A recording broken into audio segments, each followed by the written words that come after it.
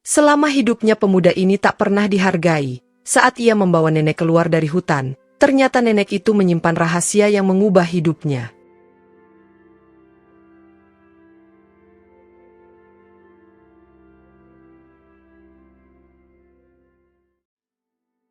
Angin sore berhembus pelan melewati perbukitan kecil di ujung desa itu. Daun-daun kering beterbangan, menari di atas jalan tanah yang retak oleh panas siang. Burung-burung mulai kembali ke sarangnya, sementara matahari perlahan tenggelam di balik pepohonan yang tinggi dan diam. Suara jangkrik menggantikan tawa anak-anak desa yang mulai masuk ke rumah mereka. Desa itu, yang bernama Tanjung Bening, selalu tampak tenang. Tapi di balik ketenangan itu tersimpan kehidupan yang keras dan penuh perjuangan.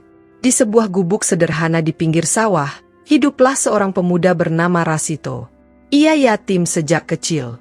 Ayahnya meninggal di ladang saat badai besar, dan ibunya menyusul tak lama kemudian karena demam panjang yang tak pernah sembuh. Sejak saat itu, Rasito hidup seorang diri, menambal kehidupannya dengan kerja apapun yang bisa dilakukan, menebang kayu, membantu panen, atau sekadar mengangkut air dari sungai untuk para tetangga yang lebih berada. Meski hidupnya sederhana, senyum Rasito selalu hadir, bahkan ketika perutnya kosong. Setiap pagi, pemuda itu bangun sebelum matahari muncul. Ia duduk di depan rumahnya yang terbuat dari papan usang, menatap sawah yang diliputi kabut tipis. Hidup memang berat, gumamnya pelan, tapi aku tak ingin menyerah, bukan karena ingin kaya, tapi karena aku masih punya harapan. Harapan itu bukanlah impian besar seperti memiliki tanah luas atau rumah megah. Harapan itu sederhana, bisa hidup dengan tenang, bisa membantu orang lain meski hanya dengan tenaga yang kecil. Rasito dikenal di desa sebagai anak yang baik hati dan sopan, meski sering diejek oleh anak-anak muda yang lebih kaya. Mereka mencibir bajunya yang tambal sulam dan sepatunya yang sudah kehilangan sol. Tapi Rasito jarang membalas. Ia hanya tersenyum, menunduk, lalu melanjutkan pekerjaannya. Dalam hatinya, ia tahu bahwa balasan tidak harus datang dari kata-kata, tapi dari ketulusan. Suatu sore, setelah selesai membantu Pak Karto di sawah, Rasito berjalan menyusuri tepian hutan. Ia sering ke sana untuk mencari kayu bakar yang bisa dijual di pasar esok hari. Hutan itu dikenal angker bagi sebagian warga desa. Banyak cerita beredar tentang makhluk halus dan suara tangisan yang muncul saat malam. Tapi bagi Rasito, hutan itu adalah sahabat sunyi, tempat ia bisa berpikir dan berbicara dengan dirinya sendiri. Ia sering berkata dalam hati bahwa hutan lebih jujur daripada manusia. Di sana, semua yang hidup menerima dirinya apa adanya. Udara sore itu terasa aneh, lebih dingin dari biasanya. Langit berwarna ungu keabu-abuan, dan kabut mulai turun sebelum malam benar-benar datang. Rasito menurunkan keranjang rotan dari punggungnya dan menatap ke arah barat, ke dalam hutan yang tampak semakin gelap. Ia sempat ragu, tapi kemudian berkata pelan, "Sedikit lagi, aku butuh beberapa ranting kering lagi untuk besok."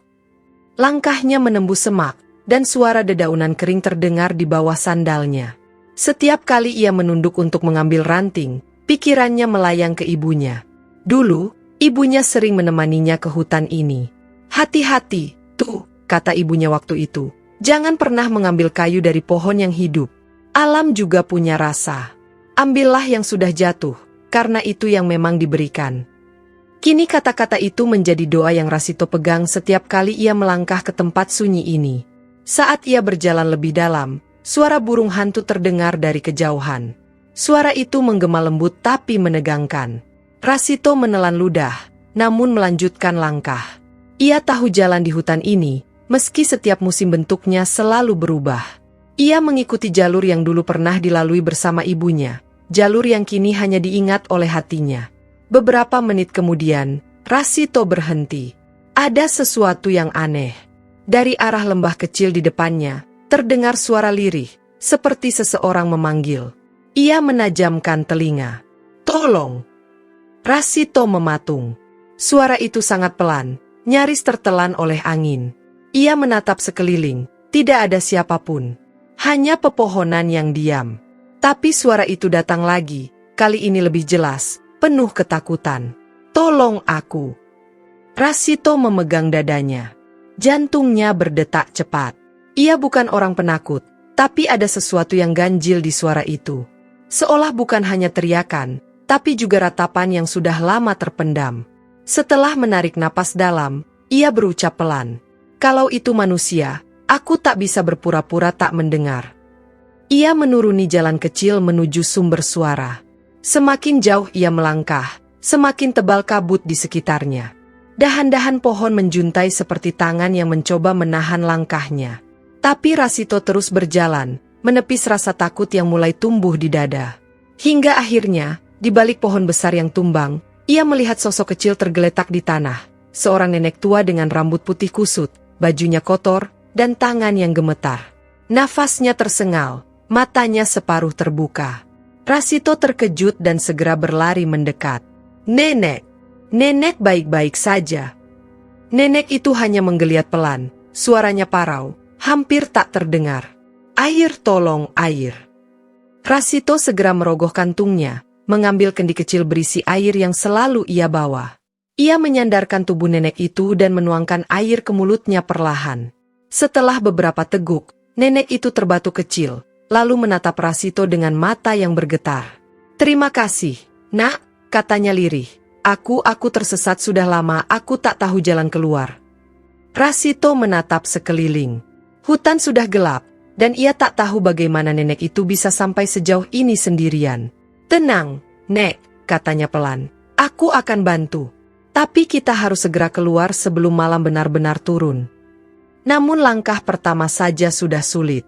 Nenek itu terlalu lemah untuk berdiri sendiri.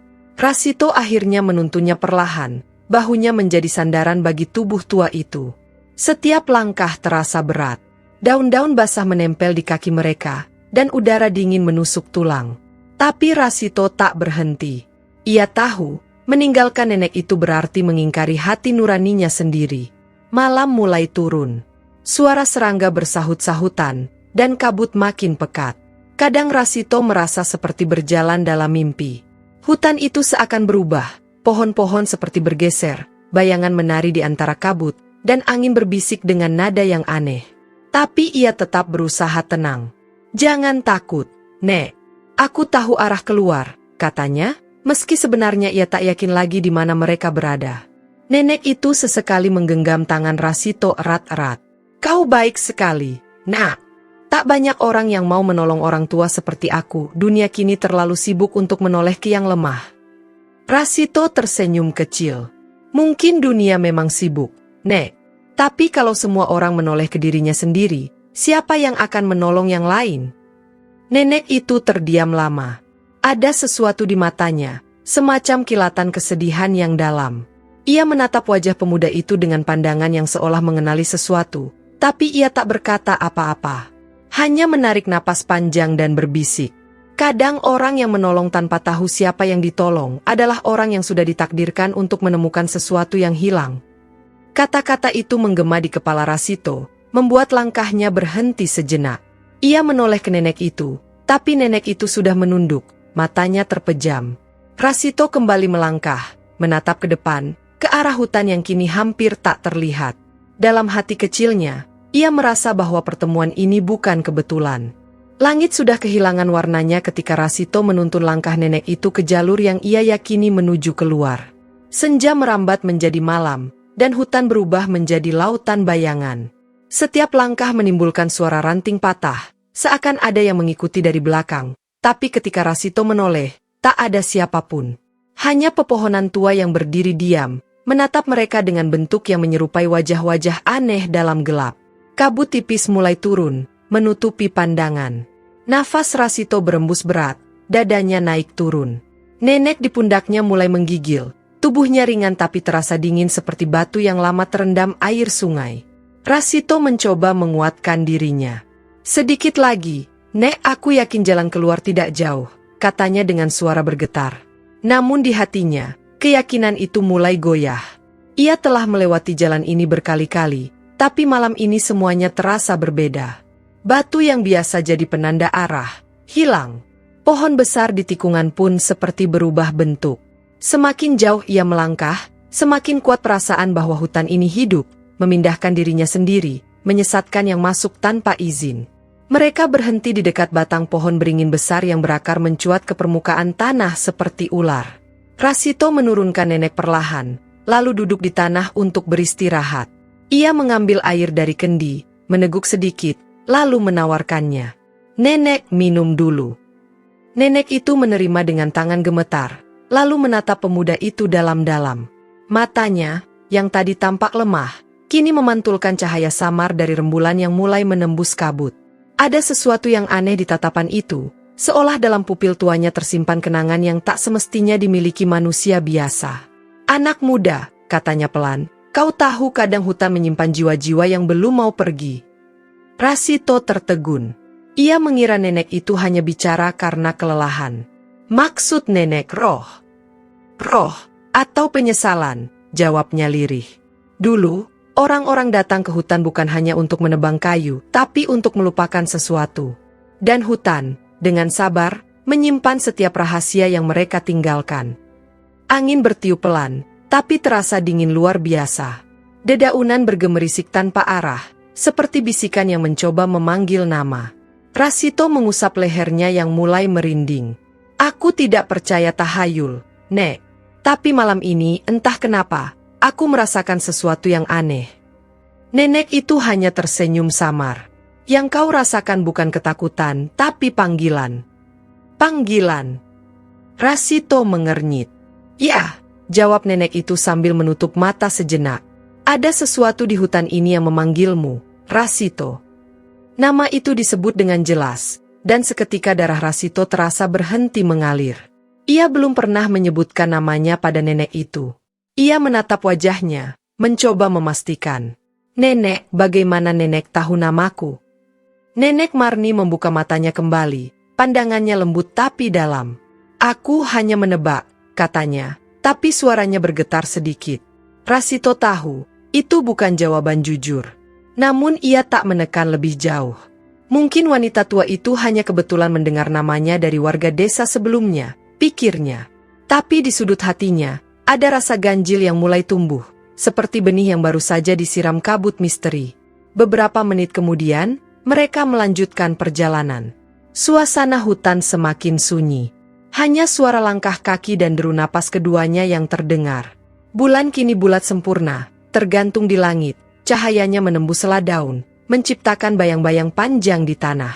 Kadang, di ujung pandangannya, Rasito melihat sesuatu bergerak, bayangan manusia, tinggi dan kurus, berjalan di antara pepohonan.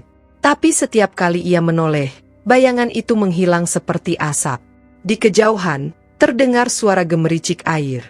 Rasito menghela napas lega. Nenek, mungkin itu sungai. Kalau kita ikuti alirannya, kita bisa keluar. Mereka berjalan lebih cepat. Tapi semakin dekat, suara air itu berubah. Bukan lagi seperti sungai, melainkan tetesan air yang jatuh satu persatu berat, lambat, dan menggema. Ketika mereka tiba di tempat asal suara itu, Rasito terpaku. Di depan mereka terbentang sebuah kolam kecil berair hitam, dikelilingi akar pohon yang menjulur dari tanah seperti tangan-tangan tua.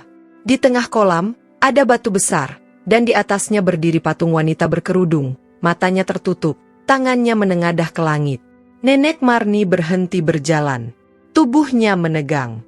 Tempat ini, bisiknya nyaris tak terdengar. Dulu aku pernah datang ke sini. Rasito menatapnya tak percaya. Nenek pernah ke sini. Bertahun-tahun lalu, jawabnya pelan. Tapi dulu tidak ada patung ini, dulu hanya ada batu. Batu di mana seseorang berjanji padaku. Suara itu menggantung di udara, diiringi suara air menetes yang makin cepat. Rasito mencoba membaca tulisan di batu itu, tapi permukaannya dipenuhi lumut. Ia menyentuh air, tapi seketika tubuhnya menggigil. Air itu bukan dingin biasa, terasa seperti menyentuh kulit dari dunia lain. Rasito menarik tangannya cepat-cepat. Air ini aneh, Nek. Rasanya seperti hidup. Nenek Marni menatap ke kolam itu, lalu menunduk dalam. Kau benar. Air itu bukan air biasa. Dulu, orang-orang percaya bahwa siapapun yang menyentuh air ini akan melihat masa lalu yang tidak semestinya diingat. Rasito menelan ludah. Ia tidak tahu harus percaya atau tidak. Tapi dalam pantulan air itu, ia tiba-tiba melihat bayangan, bukan dirinya, tapi sosok anak kecil berlari di antara pepohonan, tertawa bersama seorang wanita muda yang mirip sekali dengan ibunya. Wajahnya pucat. Ia mundur beberapa langkah. Aku melihat sesuatu. Nenek Marni memandangnya dalam diam. Hutan kadang menunjukkan apa yang tak mampu dijelaskan oleh waktu, katanya pelan, mungkin kau memang harus melihatnya. Rasito menatap air itu lagi, dan kini bayangan lain muncul. Seorang pria muda dengan pakaian bangsawan, memegang tangan seorang perempuan tua. Perempuan itu mirip sekali dengan Nenek Marni. Lalu dalam sekejap, bayangan itu lenyap, air kembali gelap. Rasito menatap Nenek Marni dengan mata lebar. Nenek, siapa sebenarnya nenek ini? Pertanyaan itu menggantung lama. Nenek itu hanya menunduk. Suaranya bergetar saat menjawab. Aku seseorang yang kehilangan terlalu banyak dan mencoba menebus sesuatu yang tak bisa ditebus dengan waktu. Ia menatap Rasito, dan seulas senyum getir muncul di bibir tuanya. Dan mungkin pertemuanku denganmu malam ini bukanlah kebetulan. Langit kini benar-benar hitam. Hanya cahaya rembulan yang menerobos seladahan. Rasito membantu nenek itu duduk di bawah pohon besar untuk beristirahat. Ia menyalakan obor kecil dari ranting kering, lalu duduk di dekatnya. Besok pagi kita lanjutkan perjalanan, katanya lembut. Nenek itu mengangguk lemah. Ya, besok, tapi berjanjilah padaku. Nak, jangan tinggalkan aku malam ini. Rasito menatap wajah tuanya yang lelah, lalu mengangguk. Aku janji, Nek. Aku tidak akan meninggalkan nenek. Angin berembus pelan. Api obor bergoyang lembut, menari di antara bayangan akar dan daun. Di kejauhan, seekor burung hitam melintas cepat di langit, mengeluarkan suara melengking yang membuat bulu kuduk berdiri. Rasito menatapnya lama, dan saat ia kembali menoleh ke arah nenek, matanya terbelalak. Nenek Marni sudah tertidur, tapi di pergelangan tangannya tampak cahaya samar berwarna biru, seperti kilau batu permata yang berdenyut perlahan. Rasito mendekat, ingin memastikan, tapi cahaya itu perlahan meredup, menghilang ke dalam kulitnya seakan tak pernah ada. Ia mengerjap, bingung, antara yakin dan ragu pada apa yang baru saja dilihatnya. Malam semakin sunyi. Rasito bersandar di batang pohon, memejamkan mata sambil menahan dingin. Tapi di antara lelap dan jaga, ia mendengar sesuatu, suara bisikan lembut di telinganya. Rasito, jangan takut pada kegelapan karena di sanalah kebenaran bersembunyi. Ia membuka mata seketika, tapi tak ada siapapun di sekelilingnya. Hanya hutan yang hening dan obor yang hampir padam. Namun jauh di dalam dadanya, Rasito tahu, malam ini adalah awal dari sesuatu yang jauh lebih besar dari sekadar tersesat di hutan. Pagi datang tanpa warna. Kabut menggantung di antara pepohonan seperti tirai tipis yang menolak sinar matahari menembus tanah. Hutan itu tak pernah benar-benar tenang, bahkan ketika matahari sudah muncul. Burung-burung tak berkicau, dan udara dipenuhi bau tanah lembab serta dedaunan busuk. Rasito membuka matanya perlahan, tubuhnya kaku setelah semalaman bersandar di batang pohon. Ia menatap ke arah nenek itu, Nek Marni, yang masih tertidur dengan napas pelan. Di wajah tuanya yang penuh keriput, ada ketenangan yang aneh. Seolah ia bukan sekadar beristirahat, tapi sedang mendengarkan sesuatu yang tak terdengar oleh telinga manusia. Rasito menggosok matanya dan berdiri. Ia menatap sekeliling. Jalur yang semalam mereka lalui kini terlihat berbeda. Arah timur dan barat tampak sama, bahkan pohon yang semalam tampak tegak kini tumbang ke arah lain. Ia mengerutkan kening. Bagaimana bisa? Gumamnya. Seolah hutan itu terus berubah setiap kali mereka memejamkan mata.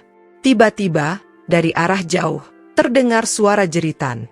Bukan jeritan hewan, tapi jeritan manusia, panjang, melengking, lalu terhenti mendadak. Rasito menatap tajam ke arah suara itu, tubuhnya menegang. Nenek! Nenek bangun!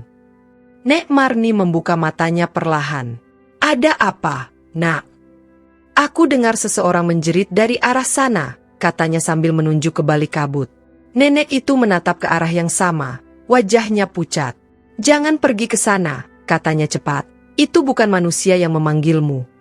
Tapi suaranya jelas sekali. Bagaimana kalau ada orang yang butuh pertolongan? Tidak semua yang memanggil minta tolong. Nak, jawab Nek Marni lirih. Ada yang hanya ingin kau datang agar tak bisa kembali. Rasito menelan ludah. Logika dan hatinya saling berperang. Di satu sisi, ia tahu Nek Marni mungkin benar. suara di hutan ini bisa jadi hanyalah ilusi. Tapi di sisi lain, ia merasa tak mungkin berpura-pura tak mendengar jeritan itu. Ada sesuatu yang mendorongnya, sesuatu yang lebih kuat dari rasa takut. Aku akan pergi sebentar. Kalau memang ada orang, aku harus bantu. Rasito, panggil Nek Marni dengan suara bergetar. Kalau kau melihat sesuatu, jangan bicara. Jangan sentuh apapun. Dan jangan menatap mata mereka. Rasito terdiam sejenak, lalu mengangguk. Aku akan hati-hati, Nek. Langkahnya menembus kabut, menyusuri tanah yang basah. Semakin jauh ia berjalan, semakin pekat kabut di sekitarnya. Suara detak jantungnya terasa keras di telinga. Ia melangkah pelan, menghindari ranting yang bisa patah dan menimbulkan suara. Kemudian terdengar tangisan. Lembut, seperti suara anak kecil. Ibu, aku takut. Rasito berhenti. Tenggorokannya kering. Suara itu datang dari balik pohon besar di depannya. Ia mendekat perlahan, menyingkap semak yang menutupi jalan. Di baliknya, ia melihat sosok kecil duduk di tanah. Seorang anak perempuan, rambutnya panjang menutupi wajah, tubuhnya menggigil. Bajunya compang-camping. Hei, kamu baik-baik saja? Tanya Rasito pelan. Anak itu tak menjawab. Ia hanya menangis, suaranya lirih. Rasito mendekat lagi, menunduk agar sejajar dengannya. Aku tidak akan menyakitimu. Aku hanya ingin membantu. Anak itu perlahan menoleh. Rambutnya bergeser dari wajah, dan Rasito terpaku. Matanya bukan seperti mata manusia biasa. Di dalam bola matanya ada pantulan bayangan api, menyala seperti bara hidup. Seketika anak itu tersenyum, tapi bukan senyum manis, senyum yang lebar, terlalu lebar untuk wajah kecil itu. Sudah kubilang jangan datang, bisiknya. Sebelum Rasito sempat bergerak, tubuh anak itu hancur menjadi kabut hitam yang melayang cepat mengitari tubuhnya. Ia mundur, panik, menepis udara kosong. Angin mendadak berputar, membuat daun-daun beterbangan. Suara-suara berbisik muncul dari segala arah. Suara tawa, tangis, dan doa yang terpotong di tengah kalimat. Rasito jatuh berlutut, memegangi telinganya. Pergi, pergi dari sini, teriaknya. Dalam sekejap, semuanya lenyap. Kabut perlahan menipis, angin berhenti, dan hutan kembali sunyi. Rasito terengah-engah, tubuhnya gemetar. Ia memandang sekeliling, memastikan dirinya sendirian. Ia berdiri dengan kaki lemas dan berjalan kembali ke arah Nek Marni. Tapi sesuatu terasa aneh. Jalur yang tadi ia lalui sudah berubah lagi. Pohon tumbang kini berdiri tegak. Tanah yang tadi basah kini kering. Rasito memegang kepala, merasa pusing. Apa aku tersesat? Gumamnya. Namun dari kejauhan, ia melihat bayangan seseorang berdiri di bawah sinar samar matahari pagi. Ia berlari mendekat, dan menemukan Nek Marni berdiri tegak menunggunya. Nenek, serunya lega. Aku pikir aku tersesat. Nek Marni menatapnya dengan ekspresi kosong. Tapi begitu Rasito mendekat, wajahnya berubah menjadi sedih. Kau melihatnya, bukan? Rasito terdiam. Melihat apa, Nek? Yang memanggilmu tadi, anak kecil itu. Rasito terkejut. Bagaimana nenek tahu? Nenek itu tersenyum getir. Karena aku juga pernah dipanggil olehnya puluhan tahun lalu. Mereka duduk di bawah pohon. Angin berhembus pelan, membawa aroma tanah dan bunga liar. Rasito menatap wajah tua itu dengan rasa ingin tahu yang semakin besar. Nenek bilang pernah mendengar suara itu. Nek Marni mengangguk. Dulu aku datang ke hutan ini dengan seseorang. Kami tersesat dan malam itu, aku mendengar suara anak kecil menangis, sama seperti yang kau dengar. Aku mencarinya, dan sejak saat itu, hidupku tak pernah sama lagi. Apa yang terjadi waktu itu, Nek? Wanita tua itu menatap jauh ke langit, suaranya bergetar. Aku kehilangan seseorang. Bukan karena mati, tapi karena aku sendiri yang membiarkannya pergi. Rasito menunduk. Kata-kata itu terasa seperti beban. Ia tak berani bertanya lebih jauh. Tapi dalam hati, ada perasaan yang sulit dijelaskan. Seolah nasib mereka berdua diikat oleh sesuatu yang sama, sesuatu yang lebih tua dari usia manusia. Hari mulai beranjak siang. Mereka melanjutkan perjalanan menyusuri jalur yang mengikuti aliran air kecil. Sekilas, Rasito melihat sesuatu di antara pepohonan, tanda ukiran di batang pohon, seperti simbol matahari dan bulan bertaut. Ia menelusuri dengan jemari. Ukiran itu terasa baru, seolah seseorang membuatnya belum lama ini. Nenek, lihat ini. Apa artinya? Nek Marni mendekat, dan saat ia melihatnya, wajahnya seketika pucat. Lambang itu adalah tanda keluarga Lamiran. Lamiran. Rasito mengulang. Aku belum pernah dengar nama itu di desa. Tidak akan kau dengar, jawabnya pelan, karena keluarga itu lenyap dari peta sejak 50 tahun lalu. Rasito mengerutkan kening. Lenyap. Nenek Marni menatap tanah. Rumah mereka terbakar dalam malam badai. Tak ada yang selamat, kecuali satu anak kecil yang hilang tanpa jejak. Hening. Hanya suara air menetes dari daun ke tanah. Rasito menelan ludah. Nenek tahu siapa anak itu. Nenek itu menatapnya, lama sekali. Aku tahu, tapi aku berharap aku salah. Langit mendung. Awan tebal menutup sinar matahari, membuat hutan kembali kelam. Mereka menemukan tempat teduh di bawah tebing kecil untuk beristirahat. Rasito menyalakan api kecil dari ranting kering yang ia kumpulkan. Api itu berkerlip, menari-nari di antara bayangan wajah mereka. Rasito, kata Nek Marni setelah lama diam, jika suatu hari kau menemukan kebenaran yang menyakitkan, apa yang akan kau lakukan? Pemuda itu berpikir sejenak. Aku tak tahu, Nek. Tapi aku akan berusaha menerima. Karena yang lebih menyakitkan dari kebenaran adalah penyesalan karena tak berani mendengarnya. Nenek itu tersenyum tipis. Kau seperti seseorang yang pernah ku kenal dulu. Siapa? Tanya Rasito lembut. Nenek itu menatap api, matanya berkilau. Seorang anak yang menolongku ketika aku tersesat. Sama seperti kau. Sore menjelang. Mereka kembali berjalan. Kabut mulai naik dari tanah, menutupi kaki hingga lutut. Angin menderu, membawa suara yang datang entah dari mana. Rasito berhenti sejenak, merasa sesuatu menatap dari balik kabut. Ia menatap tajam, dan kali ini ia melihat bayangan sosok tinggi, mengenakan jubah hitam, berdiri di kejauhan. Sosok itu tidak bergerak, tapi Rasito bisa merasakan pandangan matanya yang menusuk seperti duri. Ia menelan ludah, menunduk, mengingat pesan Nek Marni, jangan menatap mata mereka. Ia menarik napas panjang, lalu berjalan lagi. Tapi sebelum benar-benar menjauh, sosok itu berkata dengan suara berat yang bergema di antara pohon. Rasito, jalan yang kau pilih bukan untuk manusia biasa.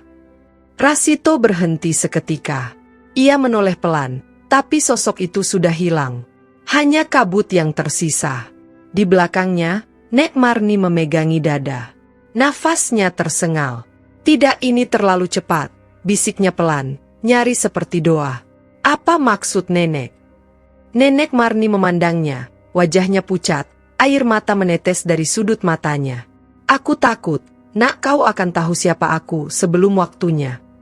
Rasito menatapnya tak mengerti, tapi dalam hati ia tahu, hutan ini bukan sekadar tempat tersesat.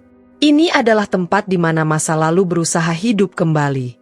Langit sore itu memerah seperti bara yang membakar ujung langit. Angin berhembus dari arah barat membawa aroma hujan, lembab dan berat. Daun-daun besar bergetar, dan suara petir bergemuruh jauh di kejauhan.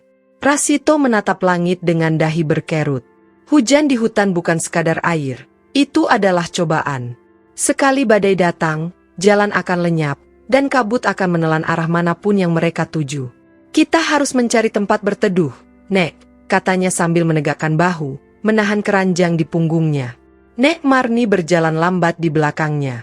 Napasnya berat, sesekali terhuyung, tapi tetap mencoba mengikuti langkah Rasito. Tenang saja, nak, aku masih kuat, ujarnya lirih. Rasito menoleh dan tersenyum tipis. Bahu ini belum terlalu tua untuk menolong, Nek. Kalau nenek lelah, biar aku gendong. Wanita tua itu menggeleng pelan, tapi langkahnya semakin berat. Dalam beberapa langkah, tubuhnya benar-benar goyah. Rasito berlari cepat, menahan tubuhnya sebelum jatuh. Nenek, serunya panik. Aku hanya pusing sedikit, jawab Nek Marni, meski wajahnya sudah pucat seperti kain. Rasito tak berpikir dua kali. Ia jongkok dan memapah tubuh itu ke punggungnya, menahan berat yang terasa 2 kali lipat karena beban kelelahan.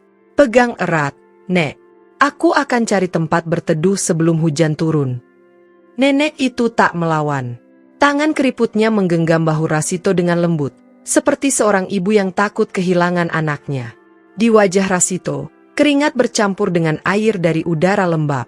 Setiap langkah terasa seperti menapaki bumi yang bergerak. Tanah licin, akar mencuat dari mana-mana, dan suara petir kini semakin dekat. Tapi Rasito tak berhenti. Ia berjalan dengan napas tersengal, menunduk agar angin tak langsung menghantam wajahnya. Dalam kepalanya, suara ibunya bergema, "Bila hatimu ikhlas, Nak, kekuatanmu akan melebihi tubuhmu." Kalimat itu menjadi nyala kecil yang menuntun langkahnya di tengah gelap yang mulai turun. Mereka akhirnya menemukan celah di antara 2 batu besar. Di sana ada ruang kering selebar 2 lengan, cukup untuk berdua berteduh. Rasito menurunkan Nek Marni perlahan, lalu duduk bersila sambil menyalakan api kecil dari ranting kering yang masih ia simpan di keranjang. Api itu menyala redup, tapi cukup menghangatkan udara di sekitar mereka. Nek Marni menatap pemuda itu dalam diam. Tatapannya bukan sekadar kagum, melainkan campuran antara rasa bersalah dan haru. "Rasito, mengapa kau begitu baik pada orang asing seperti aku? Dunia tidak sering melihat orang sepertimu lagi." Rasito tersenyum samar. "Mungkin karena aku juga sering berharap ada orang asing yang mau menolongku dulu, Nek. Tapi tak ada. Jadi, kalau aku bisa jadi penolong bagi orang lain, itu sudah cukup." Hujan turun deras, mengguyur dedaunan, menimbulkan suara seperti ribuan langkah kaki yang berlari. Di luar sana, dunia berubah menjadi kelabu. Air menetes dari sela batu, tapi Rasito tak bergeming. Ia duduk dengan mata mengawasi api, memastikan nyalanya tidak padam. Nek Marni memeluk lututnya, tubuhnya gemetar ringan. Rasito melepas kain dari pundaknya dan menyelimutkan ke bahu nenek itu. "Nenek butuh hangat lebih dari aku." Wanita tua itu menatapnya, dan seulas senyum kecil muncul di bibirnya. "Kau seperti cucuku sendiri." Rasito menoleh, terkejut. "Nenek punya cucu?" Nek Marni terdiam lama sebelum menjawab. "Dulu punya. Tapi, aku kehilangan mereka sebelum sempat meminta maaf." Rasito menunduk. Ia tak ingin menekan perasaan itu lebih jauh, tapi hatinya terasa sesak mendengarnya. Ada getaran dalam suara nenek itu yang terasa seperti penyesalan paling dalam, penyesalan yang tak bisa ditebus oleh waktu. Beberapa saat kemudian, petir menyambar pohon tak jauh dari tempat mereka bersembunyi. Cahaya putih menyilaukan mata, diikuti suara gemuruh yang membuat tanah bergetar. Rasito spontan meraih tangan nenek itu. "Nenek, jangan keluar. Petirnya terlalu dekat." Namun anehnya, di saat semua terasa mencekam, bau harum bunga melati tiba-tiba tercium dari udara. Wangi itu tidak wajar di tengah hujan dan lumpur. Rasito mengernyit, mencoba mencari sumbernya. "Nenek, kau mencium bau itu?" Nek Marni menatapnya. Matanya melebar. "Kau juga merasakannya?" "Ya, seperti melati yang baru mekar." Nenek itu menggigit bibirnya. "Itu tanda." "Tanda apa, Nek?" "Bahwa hutan mengenalmu sekarang." Rasito mematung. "Mengenal aku?" Nenek itu mengangguk. Tidak semua orang bisa melewati hutan ini dan tetap hidup. Tapi hutan hanya mengakui orang yang berhati bersih. Bau melati itu bukan bunga. Nah, itu pertanda bahwa roh-roh penjaga hutan tidak lagi menganggapmu musuh. Rasito menatap keluar gua kecil itu. Tempat hujan masih deras. "Kalau begitu, apakah mereka akan membiarkan kita pergi?" Nek Marni menatap api yang mulai mengecil. "Mereka akan membiarkanmu. Tapi aku belum tentu." Kata-kata itu menusuk hati Rasito. Ia menatap wajah tua itu yang kini tampak murung. Apa maksud nenek? Mengapa nenek berkata begitu? Nek Marni menarik napas panjang, suaranya pelan seperti bisikan. Setiap orang yang masuk ke hutan ini membawa beban. Ada yang datang karena kehilangan, ada yang datang karena ingin dilupakan. Aku datang karena keduanya. Rasito diam. Api di depan mereka berkerlip, memantulkan cahaya di mata nenek itu. Aku dulu tinggal di desa yang tak jauh dari sini. Tapi karena keserakahanku, aku kehilangan segalanya. Rumah, keluarga, bahkan nama. Aku pikir aku bisa bersembunyi dari masa lalu, tapi hutan ini justru menahanku di dalamnya. Rasito menatapnya lembut. Mungkin hutan tidak ingin menghukummu, Nek. Mungkin ia hanya ingin kau menemukan seseorang yang bisa membawamu pulang. Nenek Marni menatapnya lama, dan air mata jatuh tanpa suara. Mungkin dan mungkin orang itu adalah kau, Rasito. Waktu berlalu. Hujan mereda, berganti gerimis yang menetes lembut di luar gua. Rasito duduk memandangi jalan yang kini tertutup kabut. Bahunya pegal, tubuhnya lelah, tapi di dadanya ada kehangatan yang tak bisa dijelaskan. Ia merasa seperti menemukan sesuatu yang lebih dari sekadar rasa iba. Ia merasa terhubung. Ia menatap tangan tuanya sendiri, lalu berkata dalam hati, "Jika benar aku dipanggil oleh sesuatu di hutan ini, maka biarlah itu karena aku masih punya tugas." Nek Marni sudah tertidur di sampingnya. Napasnya tenang, wajahnya damai. Tapi di tangan kirinya, Rasito melihat sesuatu yang berkilau samar, kalung kecil dengan liontin batu berwarna biru kehijauan. Batu itu memancarkan cahaya lembut setiap kali petir menyambar langit di luar. Rasito menatapnya lama, lalu berbisik, "Liontin itu mengapa tampak seperti yang dipakai ibuku dulu?" Namun sebelum pikirannya sempat jauh, suara bisikan muncul dari arah luar gua. Lembut, berulang-ulang, seperti doa. "Rasito, Rasito." Ia berdiri cepat, matanya mencari arah suara itu. Tak ada siapapun. Tapi ketika ia menatap ke tanah, jejak kaki basah terlihat jelas di depan pintu gua. Jejak kecil, seperti milik anak perempuan. Darah Rasito seketika berdesir. Ia ingat sosok yang ia lihat di kabut kemarin. "Tidak mustahil," gumamnya pelan.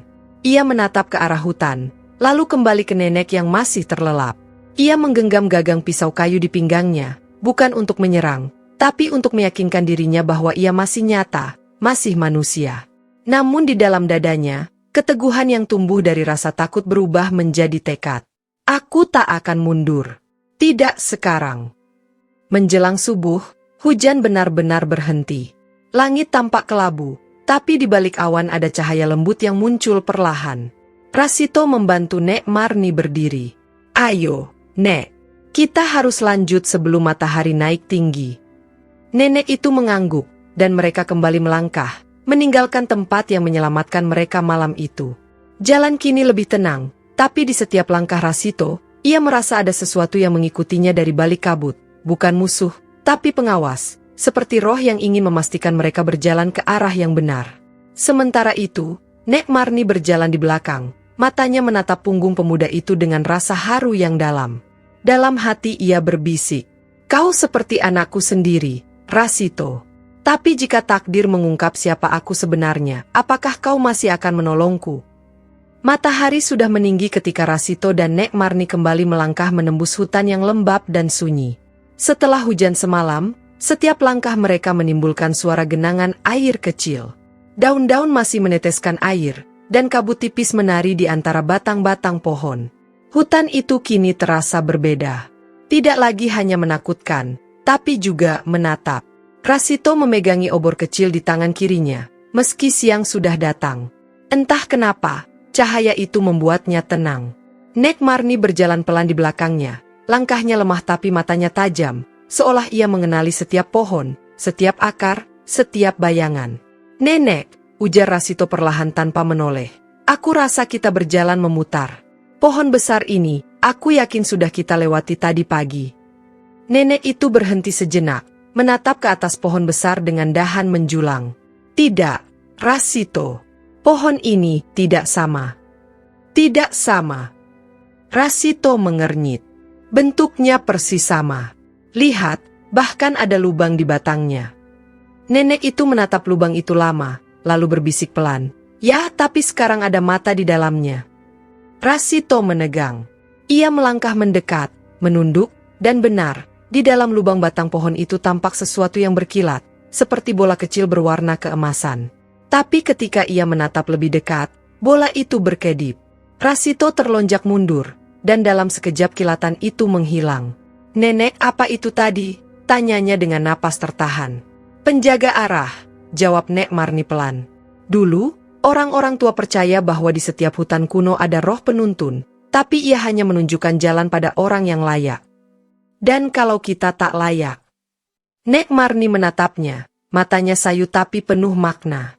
Maka hutan akan terus memutarkan langkahmu, sampai kau lupa siapa dirimu. Rasito menelan ludah. Ia mencoba mengabaikan rasa merinding yang menjalar di punggungnya dan melanjutkan langkah. Jalan setapak mulai menanjak, menuju lereng berbatu dengan lumut hijau yang licin. Ia menggenggam tangan Nek Marni untuk menuntunnya. Di atas sana, cahaya matahari menembus sela dedaunan, menciptakan kilau seperti serpihan kaca. Namun setiap kali Rasito menatap bayangan mereka di tanah, bayangan itu tampak tak sama. Langkahnya berhenti. Bayangan dirinya berdiri tegak seperti biasa, tapi bayangan Nek Marni berubah bentuk. Tidak lagi bungkuk dan renta, melainkan siluet seorang perempuan muda berambut panjang, berdiri anggun di sampingnya. Nenek. Ada apa, nak? Bayangan nenek tampak berbeda. Nenek Marni menoleh ke tanah, menatap bayangannya. Sekilas matanya bergetar, tapi ia tersenyum lemah. Mungkin cahaya di hutan ini suka bermain-main. Namun Rasito tahu bukan hanya cahaya yang menipu. Ada sesuatu di balik semua ini, sesuatu yang hidup di antara mereka. Ketika mereka tiba di puncak bukit kecil, Rasito melihat pemandangan yang membuat dadanya sesak, hamparan hutan yang sama sejauh mata memandang. Tidak ada jalan keluar, tidak ada asap desa, tidak ada sungai yang bisa menjadi penuntun. Hanya laut pepohonan hijau tua yang meluas seperti ombak beku. Rasito menjatuhkan diri di atas batu. Apakah kita benar-benar tersesat, Nek? Nenek Marni berdiri di sampingnya, menatap jauh ke depan. Tersesat bukan karena kita tak tahu arah, tapi karena arah itu belum siap ditemukan. Rasito mengangkat wajahnya, menatap nenek itu dengan bingung. Apa maksud nenek? Kadang, jawab Nek Marni pelan, hutan bukan tempat yang kita masuki, tapi tempat yang memilih untuk menahan kita. Hening panjang membungkus mereka. Hanya suara angin yang melewati dahan dan suara dedaunan yang berbisik. Rasito mengusap wajahnya. Ia lelah, tapi tidak ingin berhenti. Lalu tiba-tiba, di tengah keheningan itu, ia mendengar suara lembut memanggil namanya. Rasito. Ia menoleh cepat. Tidak ada siapapun. Tapi suara itu datang lagi. Rasito, jangan takut. Suaranya perempuan muda. Sangat lembut, tapi terasa dekat sekali di telinga. Rasito berdiri, mencoba mencari sumber suara itu. Nenek, kau dengar itu? Nek Marni diam. Wajahnya berubah pucat. Kau mendengarnya? Ya, seseorang memanggilku. Nenek itu memejamkan mata, lalu berbisik. Jangan menjawab apapun yang dia katakan. Namun suara itu semakin jelas, seperti berbisik di dalam pikirannya. Aku menunggumu, Rasito, di ujung jalan yang tak bertanda. Rasito menahan napas. Kalimat itu menggema seperti mantra yang menusuk hatinya. Ia tahu kalimat itu bukan dari hutan. Itu suara yang berasal dari dalam dirinya sendiri. Langit perlahan mendung lagi. Rasito memutuskan untuk melanjutkan perjalanan menurun dari bukit, meski tidak tahu kemana arah langkahnya. Hujan mulai turun gerimis. Nenek Marni berjalan di belakang, dan sesekali menatap punggung Rasito dengan ekspresi yang sulit dijelaskan, antara rindu dan takut. Mereka tiba di sebuah tempat yang aneh, padang kecil di tengah hutan, penuh bunga liar berwarna ungu pucat. Di tengahnya berdiri sebuah batu menhir besar dengan tulisan kuno di permukaannya. Tulisan itu bukan huruf biasa, tapi simbol-simbol spiral dan garis yang bersilangan. Rasito mendekat, meraba batu itu. Simbol ini, aku pernah melihatnya, katanya pelan. Di mana? Tanya Nek Marni. Di rumahku. Di dinding belakang pondok peninggalan ayah. Nenek itu menatapnya lama, wajahnya berubah tegang. Rasito, siapa ayahmu sebenarnya? Namanya Wira, jawab Rasito. Orang desa biasa. Ia meninggal waktu aku kecil, terseret banjir. Wajah Nek Marni pucat. Ia mundur selangkah. Wira, bisiknya. Itu nama anak laki-lakiku. Rasito menatapnya tak percaya. Nenek, apa yang kau katakan? Nenek Marni menggenggam dadanya. Aku pernah punya seorang anak bernama Wira. Ia hilang saat masih muda, setelah pertengkaran kami. Aku kira dia mati di hutan ini. Rasito terpaku. Dadanya serasa berhenti berdetak. Kalau begitu kau... Ya, suara Nek Marni bergetar. Aku neneknya, Rasito. Dunia Rasito seakan berputar. Semua pertemuan, semua tanda, semua suara yang ia dengar di hutan, semuanya mulai terhubung dalam satu garis takdir yang mustahil dijelaskan oleh logika. Ia melangkah mundur, menatap nenek itu dengan mata berkaca-kaca. Kenapa baru sekarang kau mengatakannya? Nenek Marni menunduk. Karena aku takut. Aku takut kau tak akan menolongku jika tahu siapa aku. Tapi kenapa nenek ada di sini? Kenapa tersesat di hutan ini? Air mata menetes di pipi Nek Marni. Aku datang untuk menebus kesalahan. Nah, aku dulu wanita kaya dan keras hati. Saat Wira menikah dengan gadis miskin, ibumu, aku mengusirnya. Aku tak pernah menemuinya lagi, sampai kudengar ia meninggal. Lalu aku datang ke hutan ini untuk mencarinya, untuk meminta maaf pada roh anakku. Tapi hutan ini menahanku. Ia tak mengizinkanku pergi, sampai seseorang yang berhati bersih datang menuntunku keluar. Rasito terdiam lama. Hujan turun lebih deras, membasahi wajah dan rambutnya. Ia memejamkan mata, membiarkan air menetes di pipinya bersama air mata yang tak bisa ditahan. Jadi selama ini, aku menolong darahku sendiri, katanya pelan. Nenek Marni menggenggam tangannya dengan tangan yang dingin dan lemah. Maafkan aku, Nak. Maafkan aku atas semua yang kulakukan pada ayahmu. Rasito menatap tangan itu lama, lalu menunduk. Aku tidak pernah mengenalmu, tapi aku tahu ayahku tidak akan ingin aku menyimpan dendam. Mereka berdua terdiam. Hujan mengguyur padang bunga ungu, dan angin meniup daun-daun hingga berputar di udara seperti taburan doa. Batu menhir di tengah padang itu berkilau samar, seolah menyetujui pengakuan itu. Namun keheningan itu tak bertahan lama.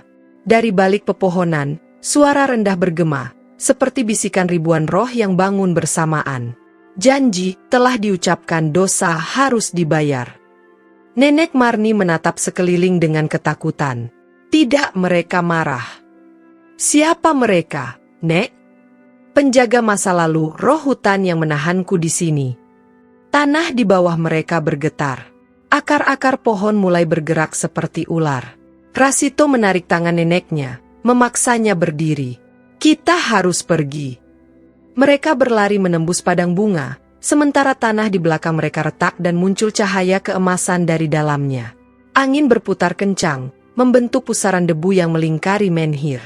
Rasito menoleh sesaat dan melihat bayangan manusia muncul dari cahaya itu. Siluet lelaki muda dengan wajah yang mirip dirinya sendiri. Ayahnya, Wira. Rasito berhenti, air matanya bercampur hujan. Sosok itu tersenyum dan mengangguk perlahan sebelum lenyap bersama cahaya. Akhirnya mereka tiba di tepi jurang, di mana tanah berakhir dan lembah terbentang jauh di bawah. Langit mulai terang kembali, dan pelangi samar melengkung di kejauhan. Rasito menatap ke arah hutan yang mereka tinggalkan, lalu ke wajah neneknya. Kita belum keluar sepenuhnya, katanya pelan, tapi aku tahu arah kita sudah benar. Nenek Marni tersenyum, lemah tapi damai. Kau benar, Rasito. Jalan ini mungkin tak bertanda, tapi hatimu sudah tahu kemana harus melangkah.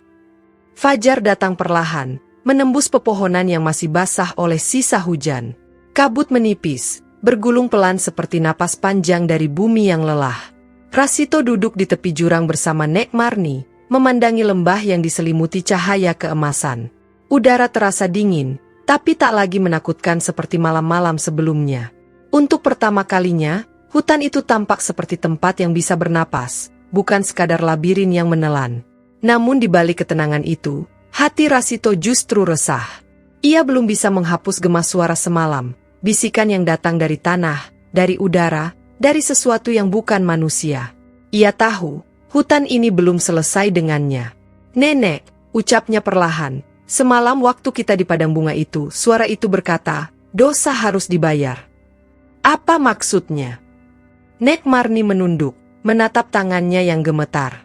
Ia diam lama, seolah mencari keberanian di sela-sela napasnya. Itu bukan suara yang bisa kau lawan dengan kekuatan, Rasito. Itu suara dari mereka yang terlupakan. Dulu, keluarga kita, keluargaku, menukar banyak hal untuk kekayaan. Rasito menatapnya tajam. Menukar? Dengan siapa? Dengan hutan ini. Suara Nek Marni nyaris tak terdengar. Kakekmu dulu adalah saudagar yang tamak.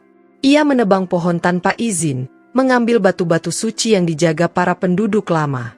Mereka sudah memperingatkan kami, tapi kami menertawakan mereka. Dan malam itu, hutan membalas.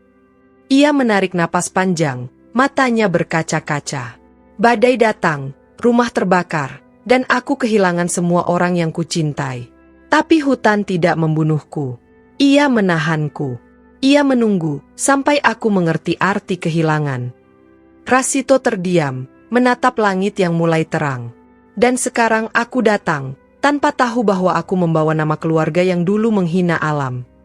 Nenek itu menggeleng pelan. Tidak, Rasito. Kau berbeda. Kau datang bukan untuk mengambil, tapi untuk memberi. Kau menolong tanpa tahu siapa yang kau selamatkan. Itulah sebabnya hutan membiarkanmu hidup. Angin bertiup lembut, membawa aroma tanah basah dan lumut. Tapi di sela-sela desau itu, Rasito mendengar sesuatu yang lain. Suara lembut, jauh tapi jelas, suara perempuan yang memanggil namanya. Rasito. Ia menoleh cepat, tapi tak ada siapapun. Hanya hutan yang diam. Namun suara itu datang lagi, lebih dekat, seperti berbisik di belakang telinganya. Rasito, kau sudah dekat. Ia berdiri, menatap ke arah pepohonan. Nenek, dengar itu. Nenek Marni menatapnya, bingung. Suara apa, nak? Suara seorang perempuan memanggilku. Nenek Marni menatap ke langit, wajahnya berubah tegang. Jangan dengarkan, nak. Itu suara masa lalu. Ia datang untuk menguji apakah hatimu masih kuat. Rasito memegang dadanya. Suara itu kini begitu nyata. Ia bisa merasakan getarannya di tulang, bisa mendengar napasnya di antara detak jantung. Rasito, datanglah, aku menunggumu di bawah pohon tua. Tanpa sadar, kakinya melangkah. Seolah ada benang halus yang menariknya ke arah hutan. Nek Marni mencoba menahan tangannya. Jangan pergi. Itu bukan manusia. Tapi aku harus tahu siapa dia, Nek. Kalau kau pergi, mungkin kau tak akan kembali. Namun Rasito sudah melangkah lebih dulu. Ia menembus semak-semak, menyusuri jalur yang menurun, menuju ke arah suara yang memanggilnya. Semakin jauh ia berjalan, semakin tipis batas antara nyata dan ilusi. Hutan itu kini tampak berbeda. Cahaya matahari lenyap di balik bayangan, dan udara dipenuhi debu halus berwarna keperakan. Setiap langkah Rasito seolah menembus waktu. Ia melihat sekilas bayangan, anak kecil berlari di antara pohon, diikuti seorang wanita muda yang tertawa lembut. Wajah wanita itu mirip ibunya. Rasito berhenti. Ibu? Bayangan itu menoleh, tersenyum. Rasito, sudah lama sekali kau tak memanggil namaku. Ia tertegun, hatinya bergetar. Apakah itu benar-benar ibu? Wanita itu mendekat, wajahnya bercahaya, lembut seperti embun pagi. Aku tidak sepenuhnya ada, tapi aku masih bisa berbicara padamu. Rasito menatapnya dengan mata basah. Ibu, aku rindu. Sosok itu tersenyum, tapi dalam matanya tersimpan kesedihan dalam. Aku tahu, nak. Tapi dengarlah, hutan ini bukan tempat yang jahat. Ia hanya cermin. Ia memperlihatkan apa yang tersembunyi di hati kita. Dan hatimu bersih, Rasito. Tapi hatimu juga membawa beban yang bukan milikmu. Apa maksud ibu? Darah keluarga kita penuh janji yang tak ditepati. Kau adalah harapan terakhir untuk menutup luka itu. Kau harus mengampuni, bukan hanya aku, bukan hanya nenekmu, tapi juga diri sendiri. Rasito menggigit bibir. Aku ingin, Bu, tapi bagaimana caranya? Temukan tempat di mana semua dimulai, jawab sosok itu, perlahan memudar. Di sana kau akan tahu apa yang harus dilakukan. Ibu, tunggu. Namun sosok itu sudah hilang, menyisakan kabut dan suara angin yang berbisik seperti doa. Rasito kembali ke tempat Nenek Marni, tubuhnya gemetar, matanya kosong. "Nenek," suaranya lirih, "aku bertemu Ibu." Nenek itu menatapnya dengan kaget. Apa yang dia katakan padamu?" "Dia bilang, aku harus ke tempat di mana semua dimulai." Nenek Marni memejamkan mata. "Itu berarti, kita harus menuju Sumur Senandung." "Sumur Senandung?" "Ya," jawabnya dengan nada berat. "Tempat pertama di mana keluargaku membuat janji terlarang pada roh hutan." Mereka berjalan lagi, menuruni lembah dengan langkah yang semakin berat. Jalan di depan kini tak lagi berupa tanah, melainkan bebatuan hitam yang berkilau lembab. Udara menjadi dingin dan tenang. Tidak ada suara burung, tidak ada angin. Hanya gema langkah mereka sendiri. Setelah beberapa waktu, mereka tiba di sebuah dataran rendah yang dikelilingi pohon tinggi. Di tengahnya, sebuah sumur tua berdiri, dindingnya terbuat dari batu hijau lumut. Airnya hitam pekat seperti cermin tanpa cahaya. Nek Marni berlutut di tepi sumur.